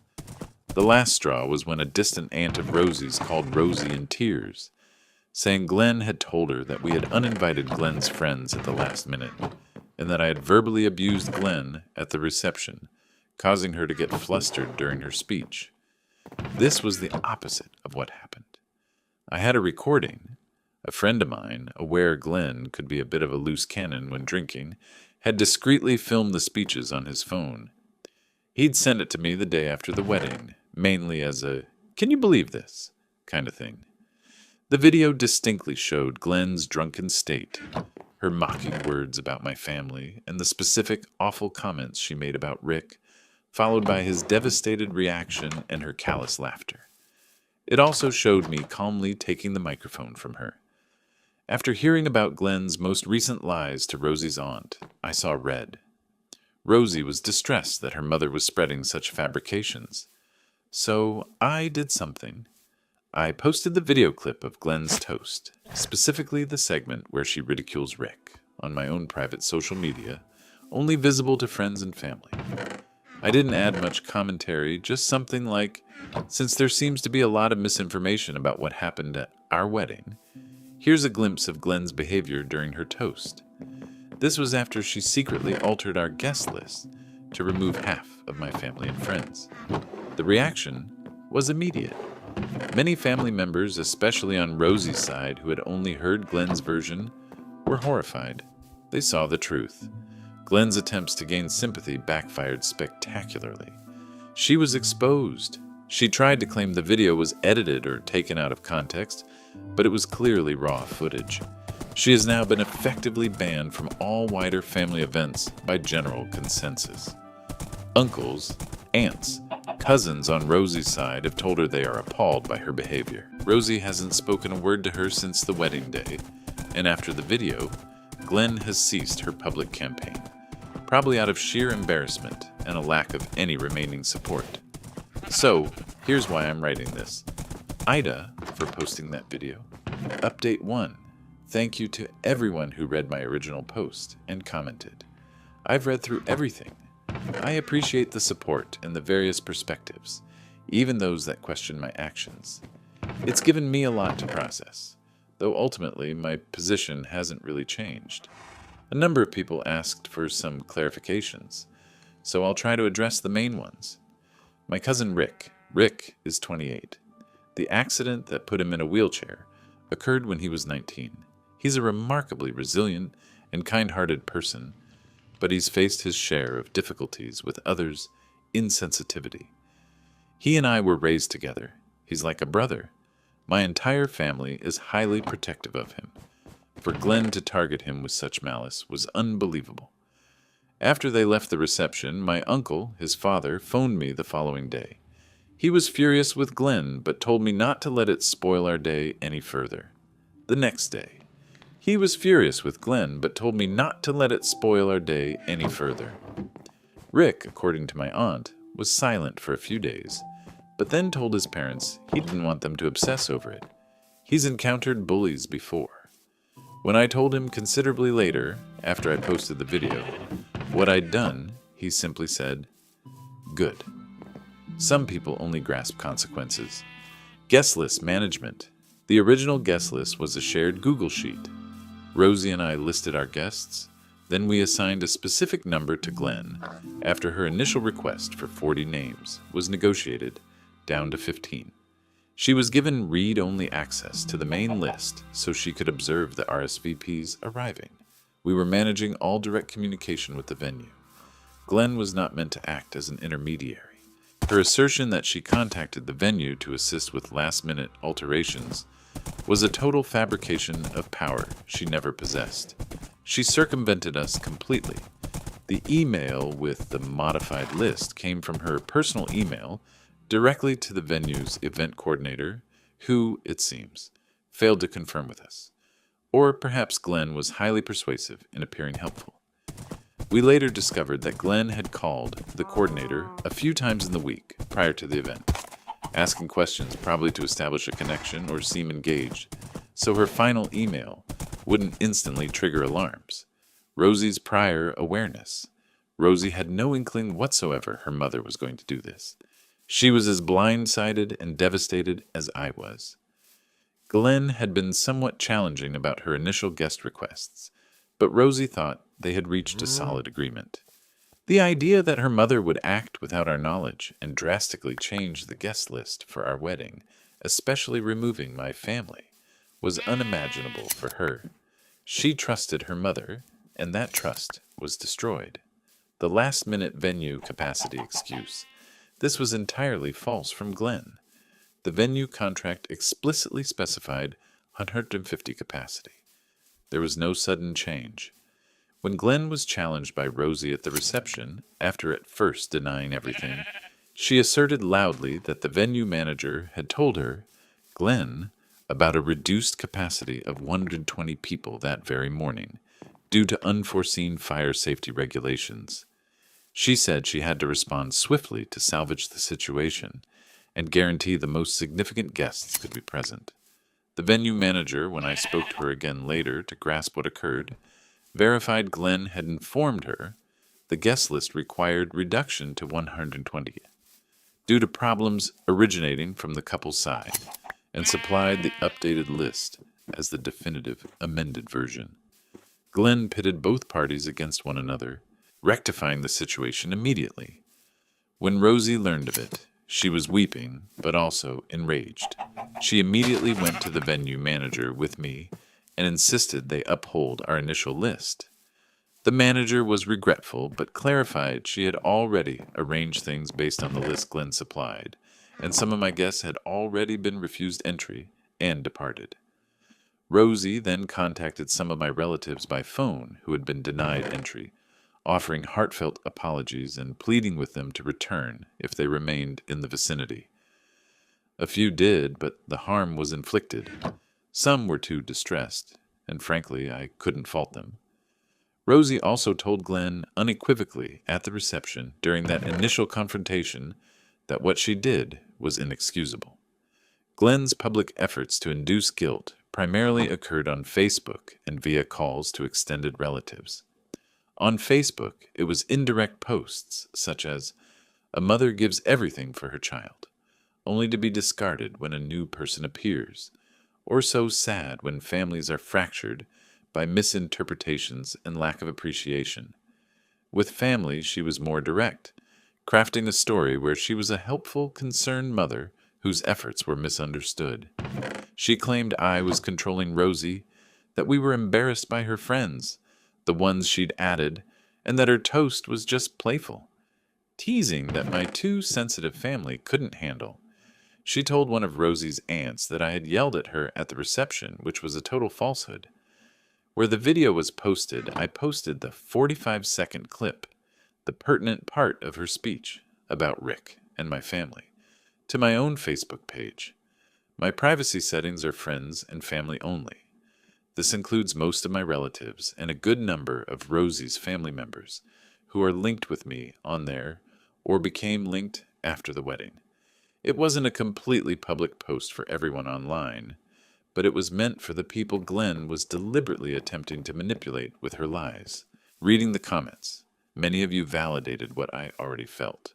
Glenn's actions were a massive betrayal and intentionally harmful. The decision to post the video was made when I realized that Glenn's series of falsehoods was inflicting considerable distress upon Rosie and was effectively deceiving some family members who hadn't been present to see it directly. Rosie was close to issuing a public declaration herself, but she was so distraught I couldn't let her bear that weight. Glenn was counting on people just hearing her side, or on the "it's family, we ought to forgive" viewpoint. My reasoning was straightforward. Glenn created a public scene at our wedding, embarrassing my family. Then she commenced a public campaign of falsehoods to slander us and portray herself as a victim. My reply, sharing the video, was also public within our common circle, utilizing her own words and actions as indisputable evidence. It wasn't about vengeance in the sense of wishing to cause suffering for its own sake. It was about halting her damaging narrative with undeniable truth. It was to shield Rosie from further manipulation and to provide our family with the accurate depiction. The act of sharing the video had already occurred before my initial post here. The measure since then has been to uphold our position of no contact with Glenn.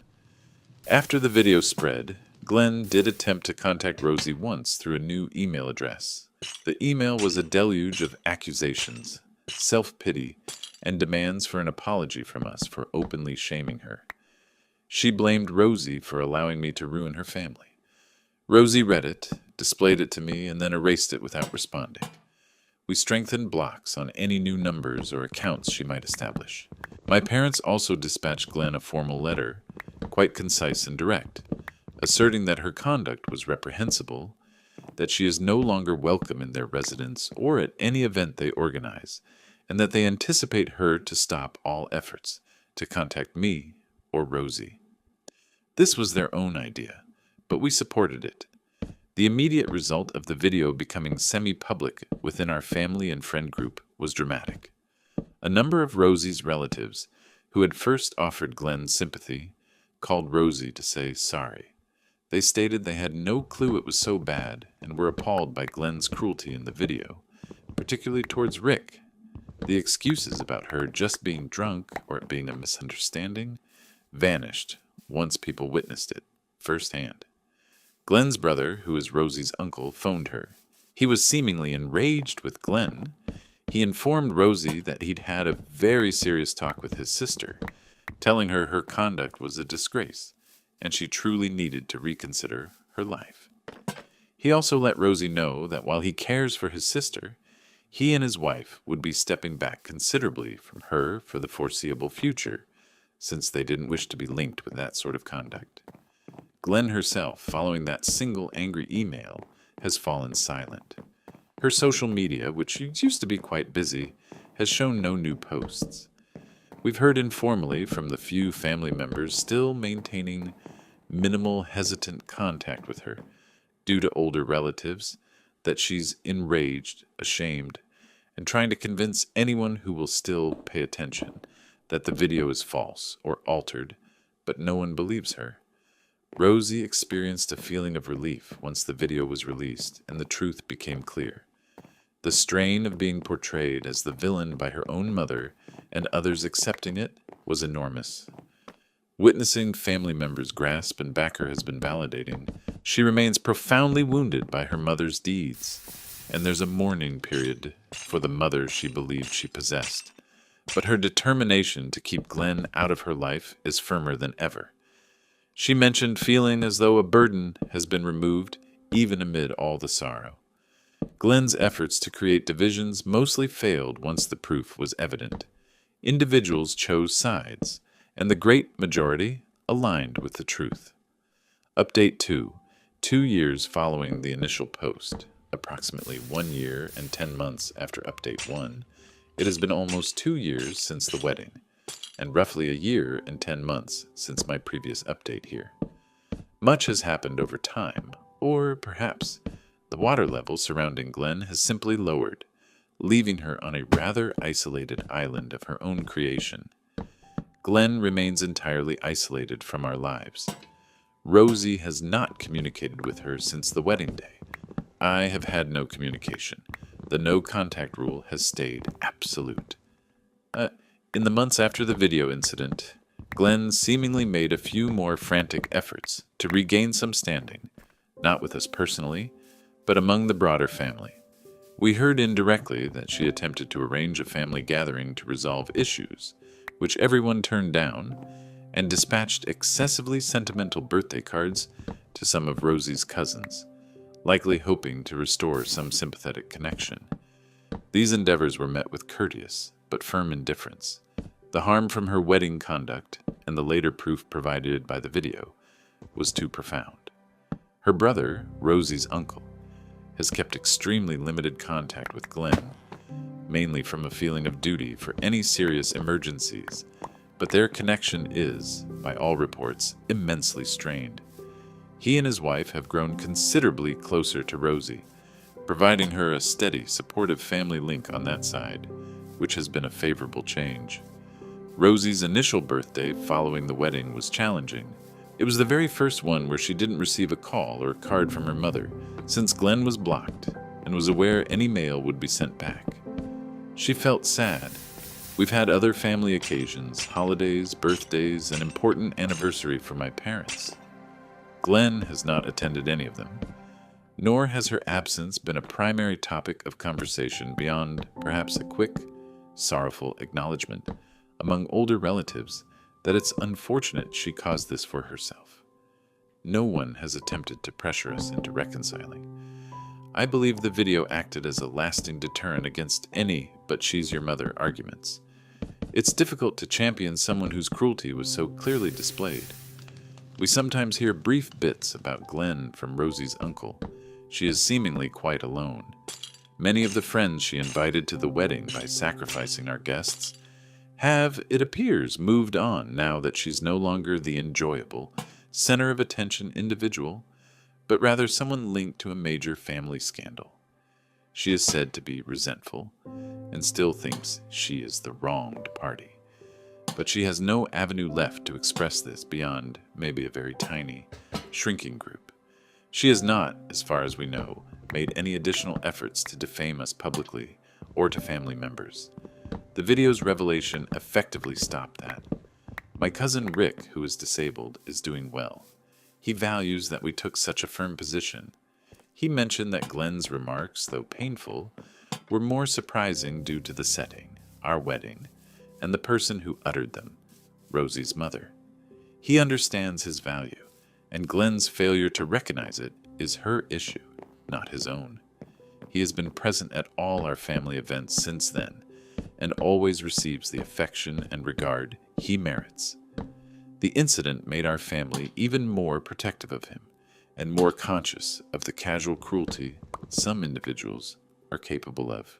The incident made our family even more protective of him, and more conscious of the casual cruelty some individuals are capable of. So, that is the current situation. Life has carried on. Our marriage is solid.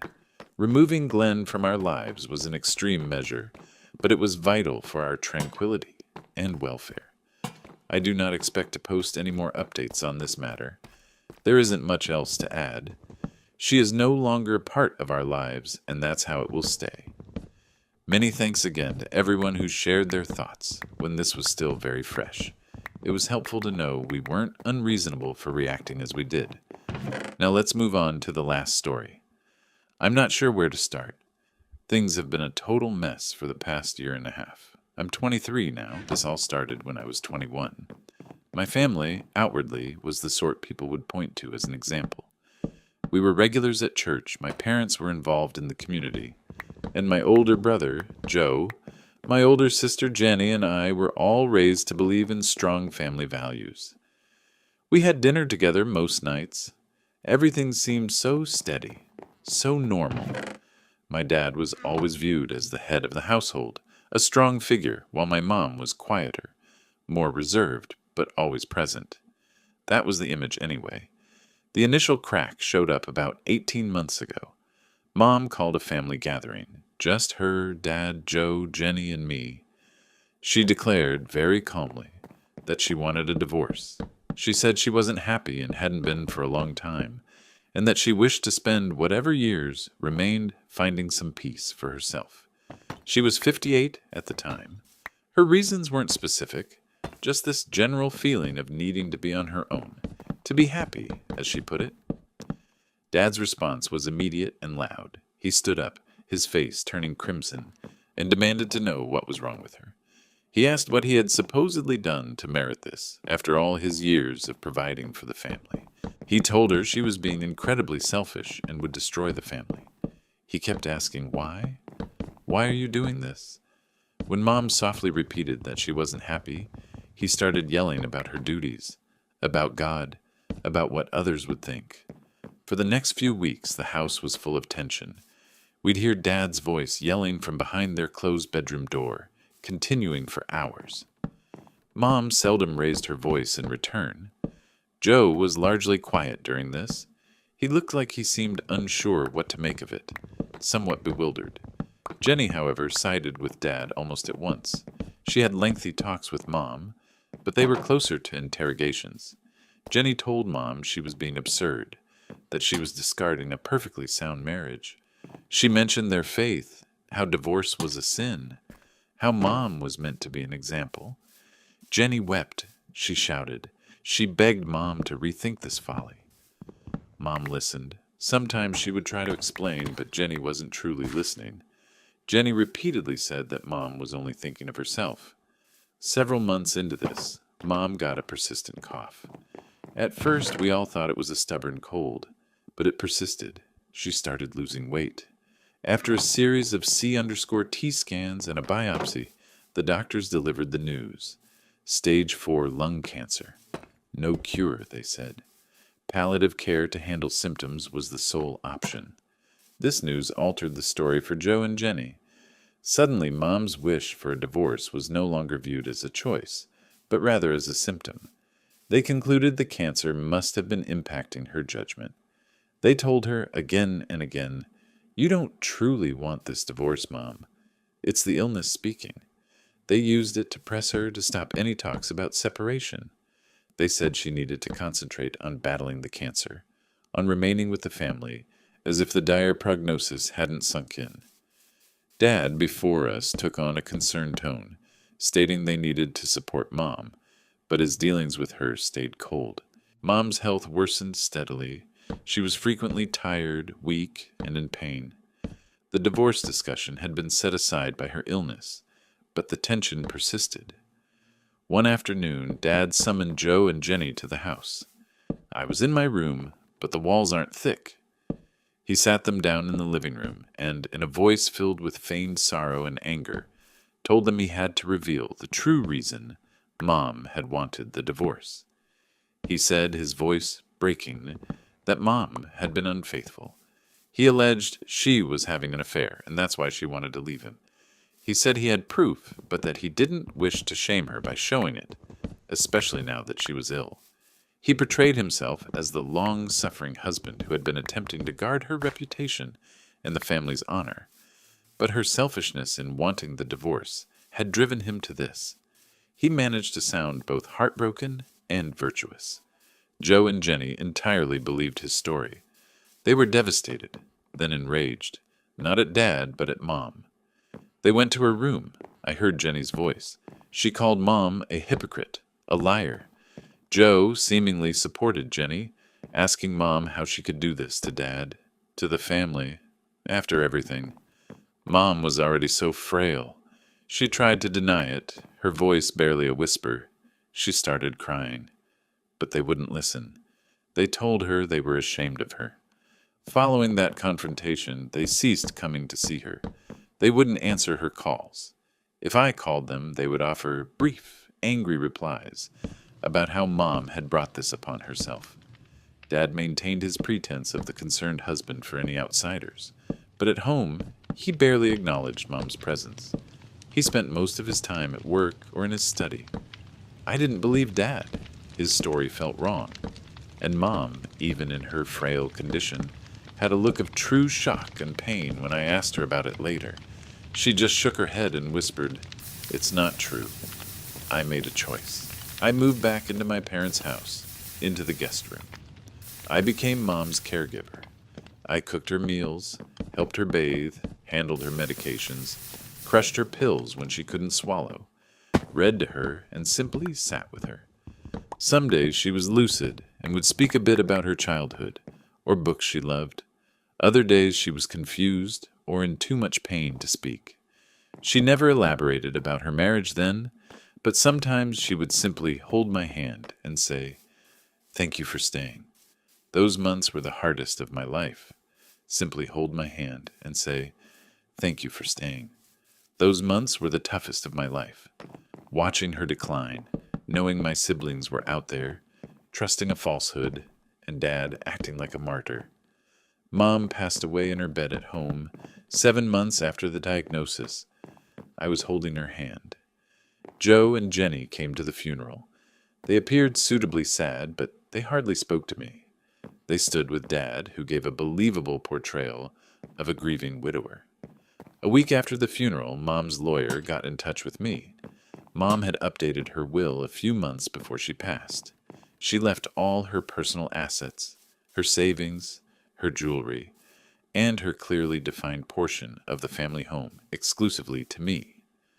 This portion was based on her premarital assets and a substantial inheritance she had received years ago, all of which she had carefully documented as having been put into the house. Dad was seemingly furious about this when he learned from the lawyer, though he didn't say anything to me directly initially. This at once created a tense situation, as Dad continued to reside in the house, and the practicalities of my inherited portion, considering it was the family home he still lived in, were something the lawyer said would require time and potentially a legal dispute to settle, particularly if Dad wasn't cooperative. Joe and Jenny were also plainly shocked and displeased about the whole will. Simply hold my hand and say, "Thank you for staying." Those months were the toughest of my life, watching her decline, knowing my siblings were out there, trusting a falsehood, and Dad acting like a martyr. Mom passed away in her bed at home 7 months after the diagnosis. I was holding her hand. Joe and Jenny came to the funeral. They appeared suitably sad, but they hardly spoke to me. They stood with Dad, who gave a believable portrayal of a grieving widower. A week after the funeral, Mom's lawyer got in touch with me. Mom had updated her will a few months before she passed. She left all her personal assets, her savings, her jewelry, and her clearly defined portion of the family home exclusively to me. This portion was based on her premarital assets and a substantial inheritance she had received years ago, all of which she had carefully documented as having been put into the house. Dad was seemingly furious about this when he learned from the lawyer, though he didn't say anything to me directly initially. This at once created a tense situation, as Dad continued to reside in the house, and the practicalities of my inherited portion, considering it was the family home he still lived in, were something the lawyer said would require time and potentially a legal dispute to settle, particularly if Dad wasn't cooperative. Joe and Jenny were also plainly shocked and displeased about the whole will. A few days later, while I was going through Mom's personal effects in her closet, the items she kept in a small chest, I discovered a locked wooden box. I recalled her possessing it for years. The key was in an envelope with my name on it, placed into her old Bible. Inside the box there were old photos, a few mementos, and a thick envelope, also addressed to me. It was a letter penned by Mom in the final weeks of her life. The letter was 20 pages long. It was a confession. She wrote about her marriage to Dad, beginning from the early years. She detailed decades of him being emotionally distant, controlling, and critical. She wrote about his temper, how he would diminish her ideas, her friends, making her feel small and foolish. And then she wrote about his co-worker, a woman named Marie. Dad, she wrote, had been having an affair with Marie for over 15 years. It wasn't his initial affair, but it was the longest and most significant one. He had been careless a few times, leaving clues, which Mom had found. When she'd confronted him over the years, he'd either denied it with intense aggression, reversing the situation and accusing her of being jealous or crazy, or he'd brushed it aside, saying it meant nothing and that she was exaggerating. He made her question her own sanity. She wrote that the constant gaslighting and emotional abuse had worn her down. She desired the divorce not because of a sudden impulse, but because she could no longer endure it. She had hoped for even a few years of calm. She also wrote that she suspected Dad would try to damage her reputation if she ever truly attempted to leave him, which is why she was so hesitant and unclear when she first sought the divorce. It was like all the pieces of a puzzle I didn't even realize I was examining suddenly fell into place. Her sorrow, her evasiveness about the divorce, Dad's immediate fury, his swiftness to malign her. It all made a terrible kind of sense. I sat there for hours simply rereading it. I felt ill. The fury I felt towards Dad was immense. He hadn't just lied, he had systematically crushed her spirit for years and then desecrated her memory. I didn't confront Dad right away. I didn't know what I would even utter or do. He was still playing the part of the grieving husband, receiving sympathy from everyone in their church and community. I focused on getting Mom's affairs in order, dealing with the attorney, the bank. Joe and Jenny reached out to me a few times, mostly about the will. They felt Mom had been unjust, that she had penalized them. Jenny even implied Mom wasn't thinking clearly when she altered it. I informed them the will was Mom's choice, and I would honor it. I didn't bring up the letter. I didn't believe they merited knowing, not at that moment. They had made their decisions. The subsequent months were a haze of legal documents and profound sorrow. I had relocated from my parents' home almost right after the funeral and returned to my small apartment. The house was now solely Dad's, despite my legal right. The lawyer was gradually addressing the house matter, sending official notifications to Dad regarding my inherited portion, but Dad was, predictably, not replying helpfully. I steered clear of him as much as I could. Our dealings were few and strictly businesslike, mostly concerning mail or bills. He attempted once or twice to speak about how much he missed Mom, and I simply left. I couldn't bear to be in the same space as him. I didn't communicate with Joe or Jenny whatsoever during this period. They would text now and then, gauging the situation, but I kept my responses concise and distant. I was merely attempting to get through. Each day, around 6 months after Mom passed away, I received a call from an old family acquaintance, a woman from their church, who seemed quite uneasy. She reluctantly informed me that people were gossiping because Dad had a woman residing with him. It was Marie, the colleague from Mom's letter. He had brought her into the home Mom had resided and passed away in, the house that was still partially hers, as per her will, even though the legal aspects were still being arranged. He didn't even observe a decent period of time. Roughly when Dad brought Marie in, Joe and Jenny must have learned of it as well. They began phoning me, inquiring if I was aware of what was happening. They were puzzled and beginning to sound upset with Dad. This once when they urged me about Dad's conduct, and why Mom might have genuinely desired the divorce. I determined it was the moment. I digitized Mom's letter and sent it via email to both of them. I simply typed, "You wish to learn about Mom." This is her account. The repercussions were intense, but this time they were aimed at Dad. They challenged him. He seemingly attempted to deny it, then became aggressive, then sought to rationalize his connection with Marie, stating he was solitary. They informed me he was an entirely different individual than the father they believed they were acquainted with. The person described in Mom's letter was now evident to them, and presently they've shifted their focus to me. Over the last few weeks, Joe and Jenny have been phoning and messaging me incessantly.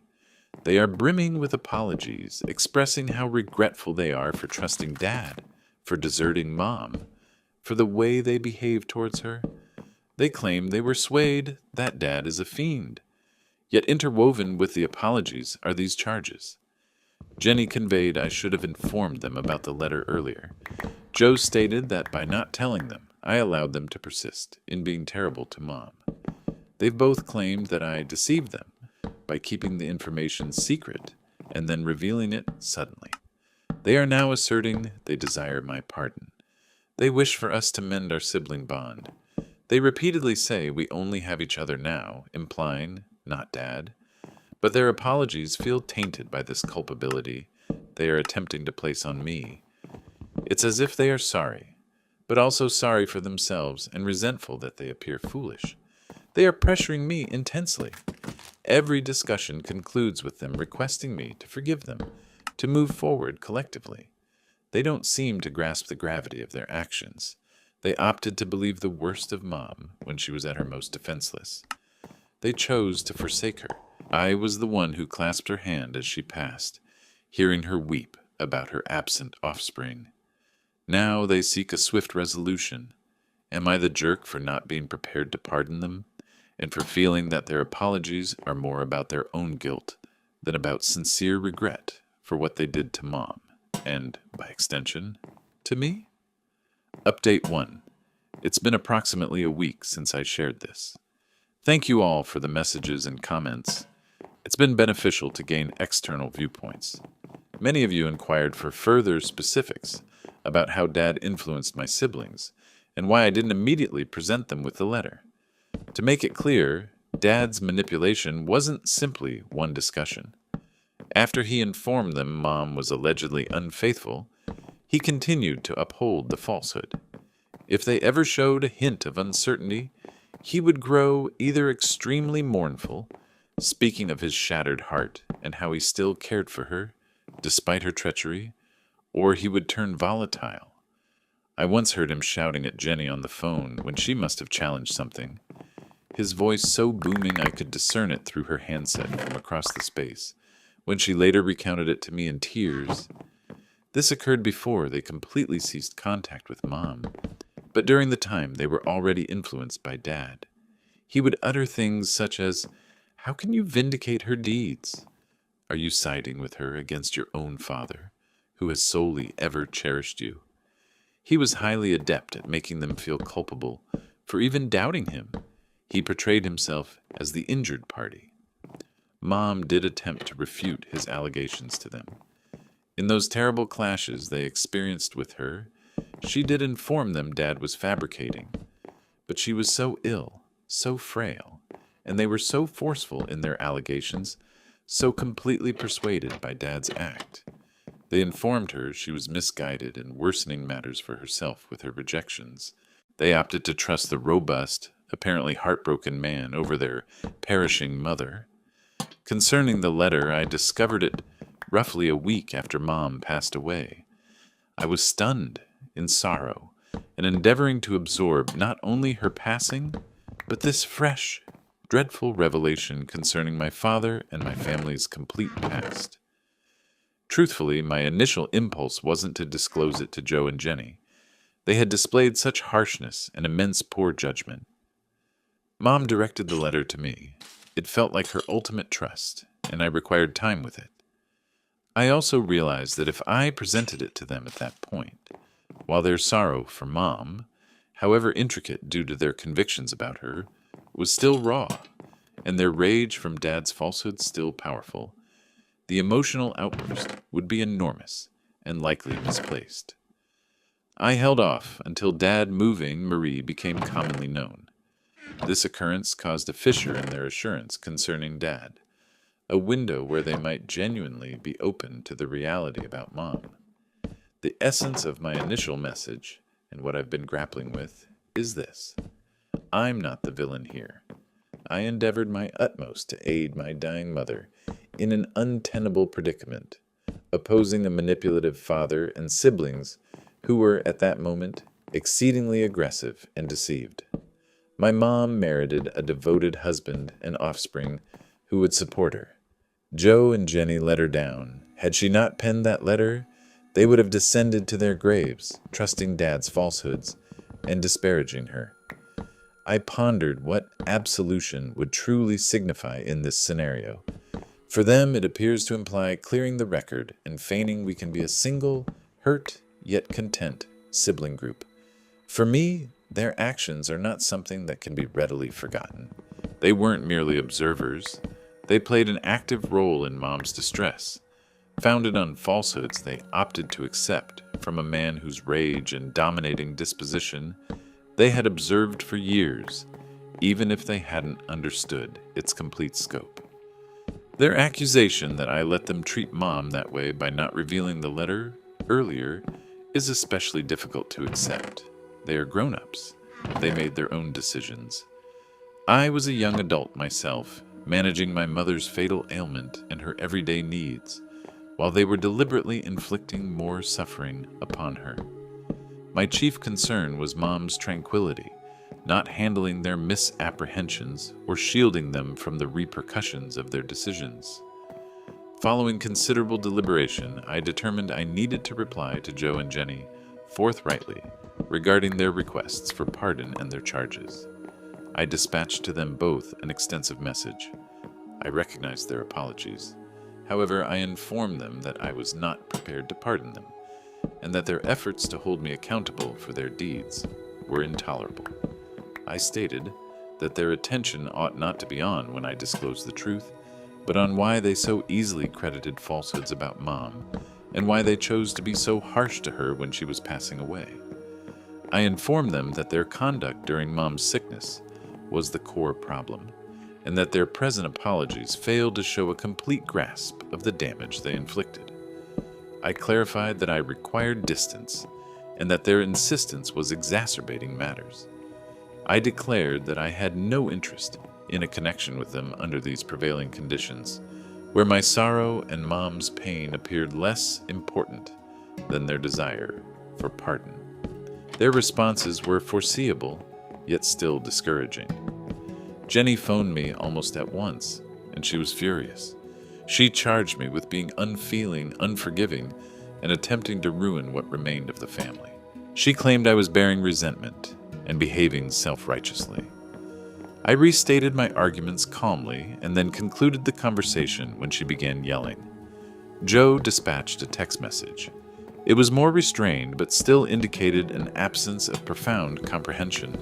He penned that he regretted I felt that manner and that he hoped I would eventually reconsider. He mentioned he grasped I was wounded, but that they were suffering as well. Neither of them recognized the soundness of my arguments regarding their deflection of blame. Their replies merely affirmed that I had made the correct choice. There was no feeling of alleviation in this, only a profound sorrow concerning the entire circumstance. The divide between us seems broader than ever, for now I need to protect my own peace, the peace Mom so deeply wished for herself. As for the house, it's an ongoing source of stress. My lawyer is pursuing my claim to Mom's share, but Dad is being uncooperative, essentially ignoring legal communications or having his lawyer send back vague, delaying responses. His moving Marie in has only made it feel even more like he's staking a claim and challenging me to fight him for what Mom rightfully left me. It's a slow, costly process, and another battle I have to confront because of him. Update 2. Roughly 4 months have passed since my last update. Much has occurred with my family, particularly regarding my father and my siblings' relationship with him.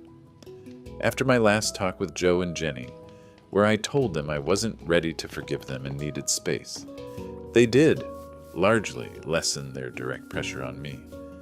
However, they apparently took Mom's letter, the one I had sent them, and confronted Dad with it in a much more direct and prolonged way than their initial shocked reaction.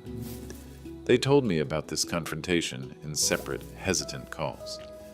They described going to the house, finding Dad and Marie there behaving like a long-married couple. Joe and Jenny presented the letter. Dad, according to them, at first tried to bluster his way out of it. He called Mom a liar, said she was sick and delusional when she wrote it. He yelled that they had no right to question him after all he'd done for them. He apparently grew quite explosive, tossing the glass against the fireplace, something he used to do during arguments with Mom when we were younger, a detail that apparently startled them to see directed elsewhere. When they didn't back down and continued pointing to the specific details and dates in Mom's letter, Dad's attitude shifted. He apparently broke down, but not in a regretful way. He began ranting about how Mom had never understood him, how Marie truly valued him, and how he deserved happiness too. Then he finally confessed.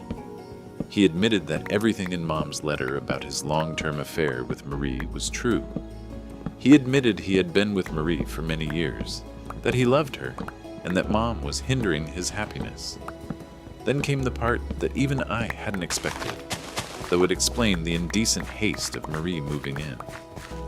Dad revealed to Joe and Jenny that Marie was pregnant. She was apparently already several months along. This was his ultimate justification for everything. Marie was giving him a new family, a fresh start. He told them this as if expecting them to be happy for him. This confession, combined with the pregnancy news, was the breaking point for Joe and Jenny regarding Dad. They told me they left the house in disgust and haven't spoken to him since.